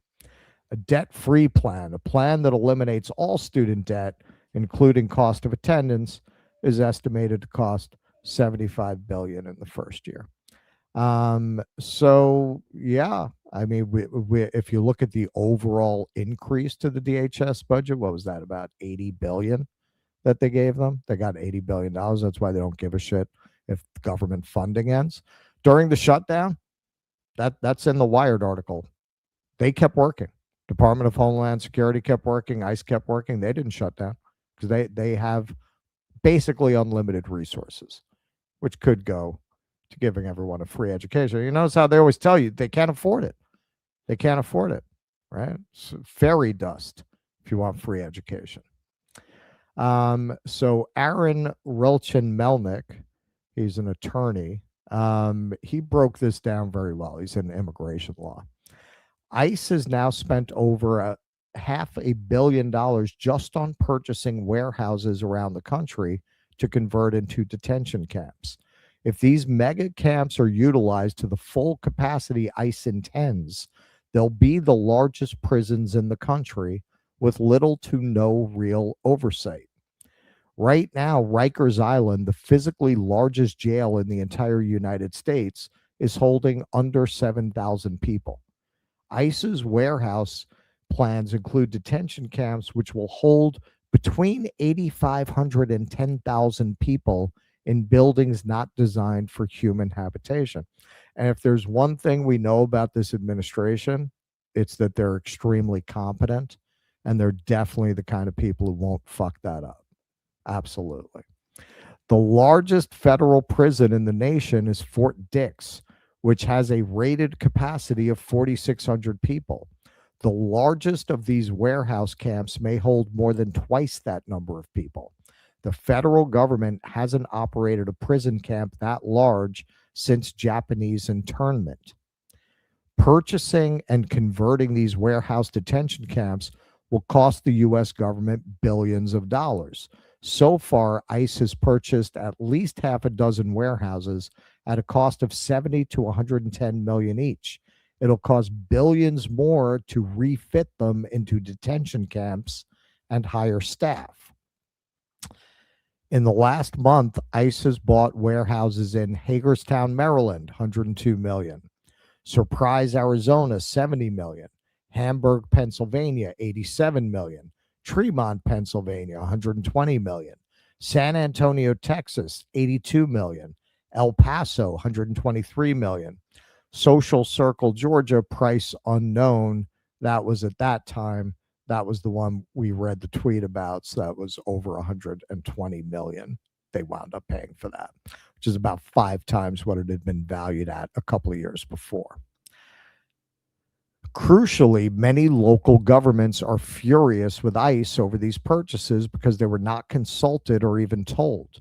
Because they are federal property now, it's taking a commercial property off the tax rolls while likely imposing dramatic additional infrastructure costs. In each case, it's been a standard sale of a commercial warehouse property owned by a private landlord to the federal government. The real profit will come with the private prison companies and contractors hired to refurbish and staff these facilities. This is what I'm saying. This is why this has to be stopped. Once this is in place, that's an industry. That's an industry, and you're not going to shut it down. They're going to talk about how all these people are going to lose their jobs, and that's it. And then they're going to have to justify its existence, which means they got to arrest people, which means they got to expand classification of crime in order to get enough people to fill these facilities. It's a police state. You're already living in a police state. You already have more people incarcerated per capita than anywhere else in the world, than any of these places we call autocracies and authoritarians. None of them lock up as many of their people as we do. What do you think this is going to do? To give you some sense of cost for converting these warehouses into detention centers and staffing them, Camp East Montana in El Paso, hastily built on Fort Bliss, is currently the largest ICE detention center at 3,000 beds. It costs over $600 million a year to operate. $600 million. That's one facility. That's one facility. But hey, never underestimate the baseness of these cheap fucking lying whores. Here's Libs of TikTok. ICE just purchased a massive 418,000 square foot warehouse in Arizona, and the Democrats are losing their minds. Cry harder, Libs. ICE is here to stay. Eric Doherty. Breaking. President Trump's ICE just bought a $100 million warehouse in Maryland to convert it into an illegal alien detention center able to house 1,000 migrants for deportation. Awesome. Not even deep blue Maryland is safe from mass deportations. Fire, right? It's just like corporate media, right? It's just like corporate media. It's a religious ritual, right? The bad guys are losing and we're winning and you're on the winning team. So here's Chris Van Hollen, who as elected politicians go and as Democrats go is definitely one of the better ones. At a demonstration, I don't want to leave you feeling hopeless here. Communities are organizing against this. And hey, in a lot of ways, we've seen some of the best of Americans through this, in risking their lives, going out and alerting people about where ICE is, and increasingly risking their freedom. There is meaningful resistance out there, not Mick resistance. There's meaningful resistance where people are actually putting their lives on the line, because you really are now when you go and you confront these ICE agents. So here's Chris Van Hollen. We're going after the worst of the worst. Do you remember that? That's not what they're doing. They're going after moms who are bringing their kids home from school. They're going after a pastor on the eastern shore of Maryland. They're going after a small businesswoman, a Vietnamese American woman from right here in Washington County who had a nail salon. We are here to say no to ICE in Minneapolis and no to ICE right here in Hagerstown. We do not want an ICE facility here in the state of Maryland, in the Washington County and Hagerstown. And are we going to make sure that we send that message very loud and very clear?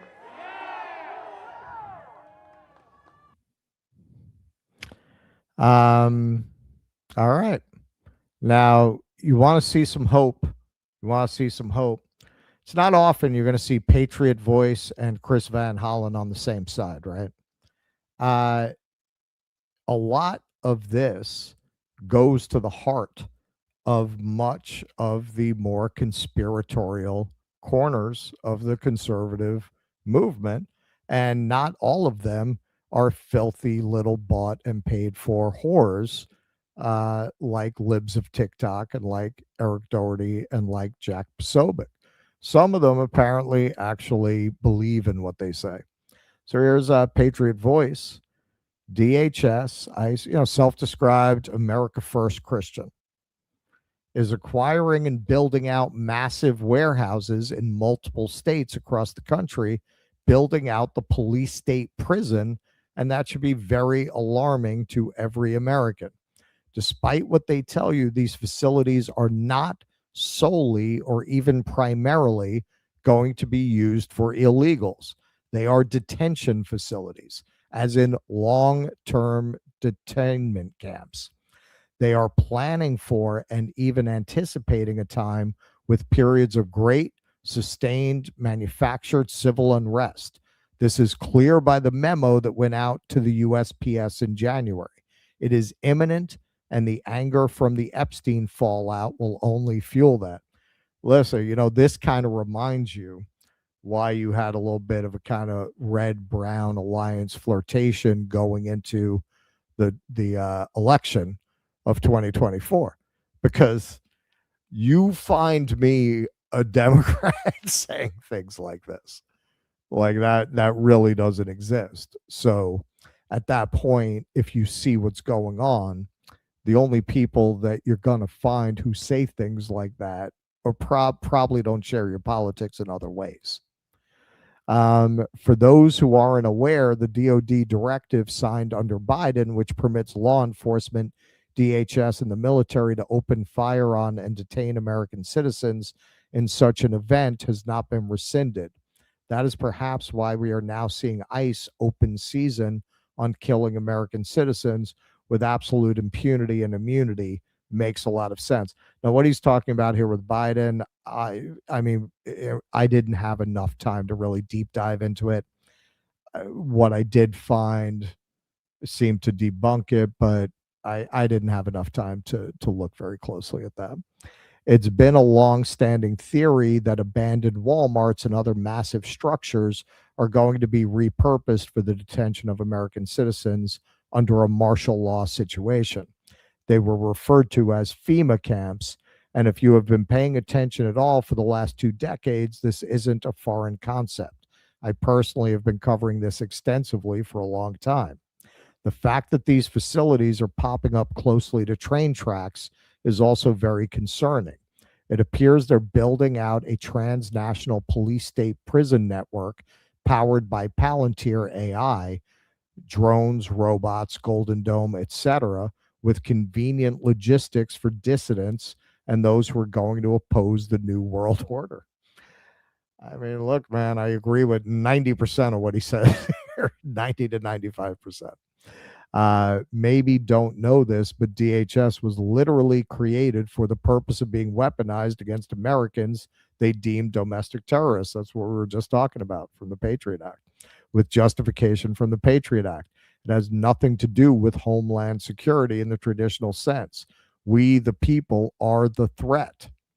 And here's a video that accompanied that, where again, I mean, I'm not a religious person. This woman's a Christian conservative, but if there's any hope, it's that this is a lot of Trump's base, and they're not going for it.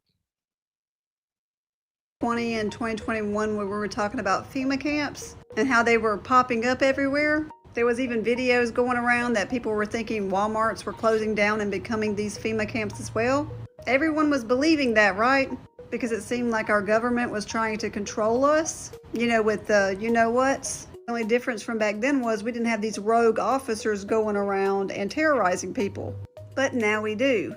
And now we hear that ICE is buying mega warehouse detention centers across the U.S. Now this is a map of where these warehouses will be built. Now I want to show you another map. These little red lines are Amtrak routes, trains. And they so happen to be everywhere that these little red dots are. Not only that, but I mean, look at just the railroad map. So why is it a couple of years ago people were believing that this was actually happening? But we are literally watching our country become a police state with surveillance systems, huge detention centers being built all around the railroads. And everybody just ignores it because they think they don't have to worry about it. If you have read your Bible, you know what times we are in right now. And you also know that there is going to be a beast system, and we know that is being built right now. And during tribulation, persecution is going to happen, even here. If you are a believer in Jesus Christ and you don't find any of this alarming, you need to read your Bible a little bit more. And if you do not have a relationship with Jesus Christ, you need to get one now.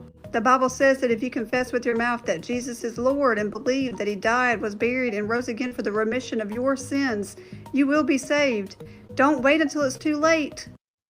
You hear that? Better bring those boys down to the river today, Keaton. Those boys to the river. We don't want to lose them to the Lucifer Morningstar there. But hey, man, I wanted to play that through because, I mean, obviously that last part, that's not where I'm coming from. The first part, this is, they have been talking about the government setting up camps for people. They were talking about that for years. And as with a lot of the stuff that came out with the Epstein files, we always dismissed these people as crazy. That is where you really do need, you want to talk about something where you need to set aside left, right, religious, not religious. This is it, because like I said, that guy's, I'm sure I don't agree with them on much overall, but his overall analysis, Patriot Voice's overall analysis, that's exactly what we've been saying. We've been saying that from day one, and a lot of these people have too. What's the liberal class doing? What's the liberal class doing? Taylor Lorenz has been all over this. They're supporting the administration's efforts to repeal Section 230. This is all part of an overall effort to suppress speech and to take away your rights. Apparently, Amy Schumer, at the end of her career, saying the word vagina. So long you can keep that gig going, right? After a while, it gets, how many times people are going to be like, oh, she said vagina. So, now she's getting involved in politics. And here's Hakeem Jeffries' portrait of courage. I mean, you look at all this, time to draw a line and defund ICE. I mean, they're shooting people in the streets, right? He's going to take a brave stand here.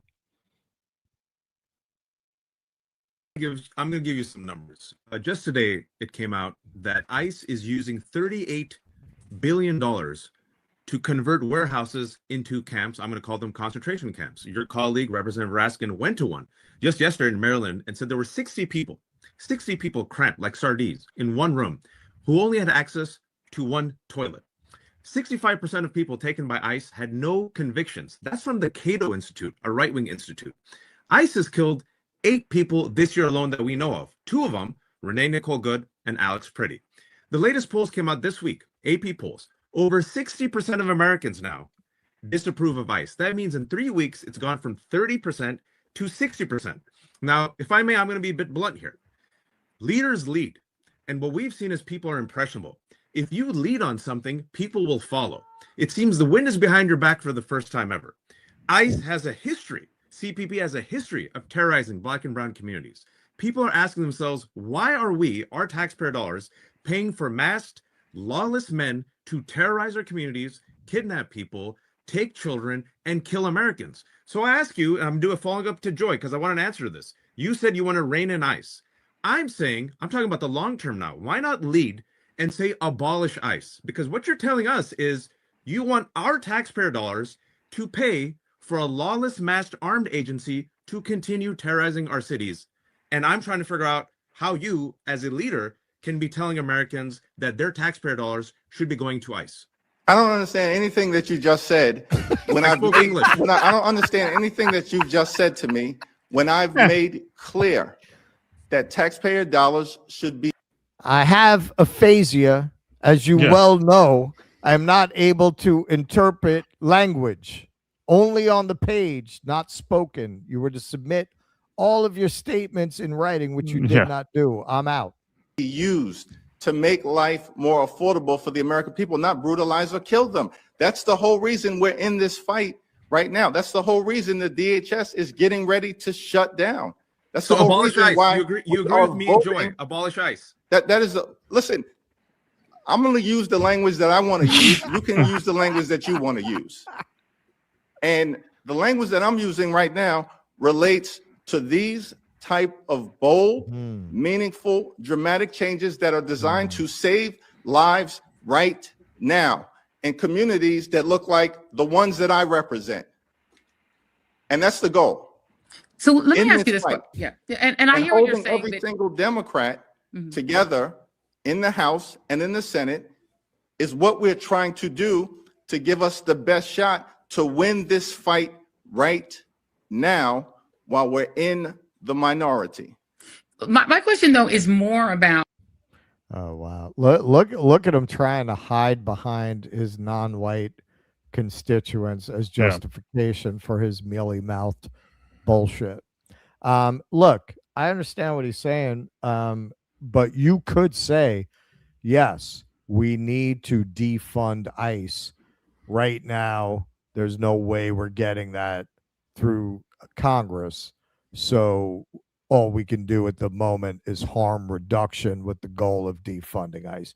You could say that, but he will not say defund ICE because they won't defund ICE. They won't. And, you know, a lot of the people who are so-called conservatives, all these patriots, P-A-Y, patriots, you know, what do you think is going to happen when the Democrats take over? You think they're going to shut down these facilities? No, man. Eric Doherty's going to be in there. Jaya Rychek's going to be in there. They're going to put you guys in there. Who do you think's going to be in there when they take over? So, you know, you often get people, what should I do? What should I do? We constantly get that. Hey, in terms of overall theory where you want to take society, that's a very broad question. You want to take positive action. There's a very convenient one-stop shop. Stop ICE Today is the website. If you go there, they have multiple things you can look at. They'll tell you where they're building out these warehouses and what action you can take to try to help stop it. They help to coordinate ICE sightings, shutting down housing for ICE. They'll tell you who's making this money, the contractors who are profiting from this, everything you want to know, not only to educate yourself, but if you want to be involved in a cause. I can't think of a better cause because, again, as Hedges said in that Brianna interview, and he's absolutely right, this is the ball game, man.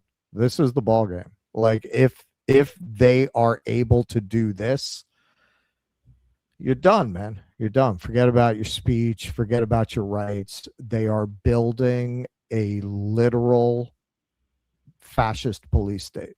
They're literally building a fascist police state.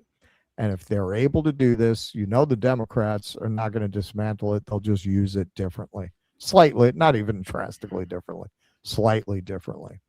If that is in place, America, whatever its failings, what you've experienced it as, that's done. It's gone.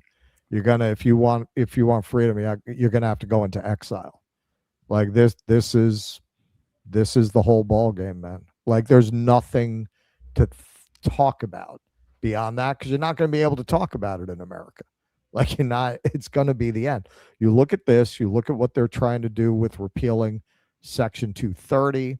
You look at there was just a story Gray Zone covered where Apple is buying technology from Israel that basically does pre-crime, that anticipates what your intentions are from little vocal tics. Like you look at all of this together, the intention is to crush the freedom of the individual and to crush whatever constitutional protections you have. If these facilities go in place and they're able to continue to use these administrative subpoenas to go after people's information, you're dumb, man. You're living in something worse than Nazi Germany, because Nazi Germany didn't have that kind of technology. They'll be able to track everybody. You're not going to be able to fart without Homeland Security knowing about it. And if you don't light a match afterwards and clear that smell out, you go into a detention facility, man. You better burn a match after you fart if this goes into place. Well, in Chester, in Orange County, there's a Republican county executive there, pretty conservative guy, and he's trying to sue to stop it. And because what they said there about local governments is very, very true. And the opposition to this is going to be so broad-based, because not only are a lot of people just shocked by just shocked by the scale of it, but you also run into a very, very powerful and potent political problem in America, especially among boomers, no offense, which is the NIMBY problem, right? People don't want this shit near them. They really don't. And that's why a lot of these local politicians, it's also a power and water issue as well. Well, but it's also I've sure. seen a lot of people, regarding this local facility saying just outright, like, it hits different when it happens near you, Right, and so, yeah, I mean, and as Hedges said in that interview, the real test of this year is going to be, do you get a free and fair midterm? That's, I think, the real test of this year, because there is just there is, I wouldn't say none, but there is very little public support for this. Very, very little. And that's only going to get lower and lower and lower as these plans become more and more real to people in terms of what they are. Right. You're already seeing just overwhelming opposition to them from politicians who you'd never expect it from. Like I said, this county executive is a Republican guy. He's a conservative. I'm sure a 3-time Trump voter. And he's looking to try and sue to stop this, because don't forget, this is going to cause the party to just be wiped out on every level, not just the Senate and the House, but these local politicians who let this happen on their watch. Right. They're not going to keep their jobs. Like people are very much in opposition to this across the entire spectrum. And so it's going to be a test of, do the democratic structures allow for opposition to this to be funneled through the political system? If so, I believe that this will be stopped and reined in. If not, then that's very bleak, obviously. That's the ball game. I'm gonna have to set myself up in Da Nang. Yeah, exactly. All right, everybody. Let's take some Rumble rants here. My favorite video from my AI YouTube channel. I can send link through email if it doesn't work here. Well, yeah, because we're gonna have to do it through email, because this chat disappears after the stream. Keaton, they sent Fat Randy Fine to munch on your internet cables. That's what happened to your internet. When he's starving, he's like a shark. He'll eat anything. The ACLU are defending free speech again, says Siddhartha Vicious. Administrative subpoenas sounds familiar to Israel's administrative detentions of Palestinians with no charges. Americans are copying and pasting Israel towards you and Cuba. Yes, especially Cuba. The biggest threat to Israel is the American public waking up, and now they are. They're using blackmailed Orange Hitler to coup the nation. Thank you, E.O. Shush. When ICE kicks in your door and arrests your live daughter for tweeting "fuck ICE," remember when they shadow ban RFK Jr.'s tweet about felching out of hooker ass with COVID gives you immunity. Exactly. Furrows Queen, please add suspenseful music to the clip where Keaton got cut off and called Russ on the phone because Russell's camera zoomed in slowly on him. It was almost as funny as Wilt Chamberlain. Thank you. Ravid Laz, Laith Marouf of Free Palestine TV predicted over a year ago that the U.S. would bring back internment camps for Arabs and Muslims. Totally plausible that ICE moves on to doing that after migrants. I think homeless people are going to be a target. They're talking about needing to get homeless people off the street. I think that is a target too, especially since they're being built near urban centers. I think. I like to think Wilt Chamberlain is reincarnated soul or Wilt to the stilt, but without the basketball skills and all the ability and inclination to file a defamation suit on Wilt's behalf. Thank you. Vianticus Prime, I'm just waiting for a video where Wilt Chamberlain is singing to a country song about sucking a fish. Yeah, exactly. Vianticus Bot in 2056. Everything's a scam. Everything's a lie. I'll say the thing forever after I die. You see, the AI super repersoning of me is already starting. There it is. Welcome to America, Schwitz, says Vianticus. It's pretty funny they're complaining considering all those concentration camps will make sure everyone's 100% vaccinated. Huh? Good one. All right.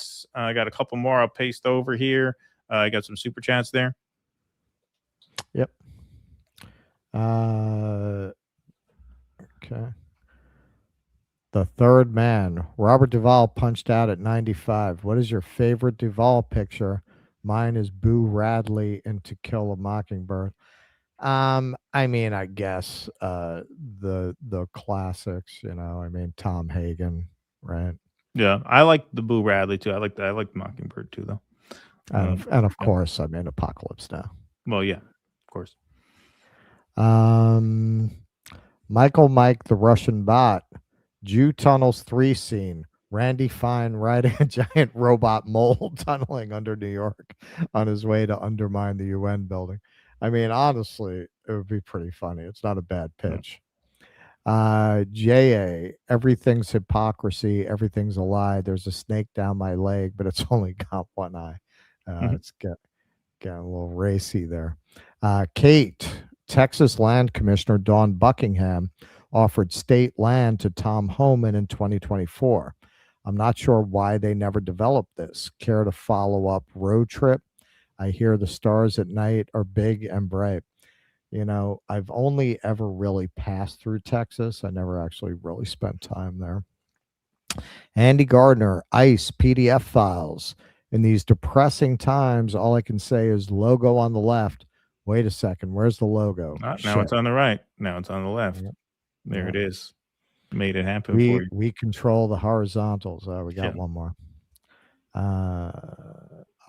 Weir Skill. I recommend Children of Men for Film Club. Very timely. Film Club is getting a total overhaul. It's getting a total overhaul. If we were going to do like that, you know, like that kind of movie, you know, my last movie would probably be that kind. Maybe Repo Man. We never did Repo Man. I kind of wanted to do that. EO Shush, Hakeem Jeffries blackmailed like when Whitney Webb said they don't need Epstein's anymore. They have access to your phone. Yeah, interesting. Yes, indeed. Vianticus says Secondhand Lions. Secondhand Lions, great underrated movie with Robert Duvall. All righty, everybody. Thank you very much for being here. Appreciate you all. We will see you all on Thursday at 12 p.m. Eastern. Until then, thanks, everybody, for spending the afternoon with us. Thanks to the YouTubers and the Rumblers and the mods for keeping the peace and the chat. We'll see you back here Thursday at noon. Until then, be safe and be well. Courage! Please clap.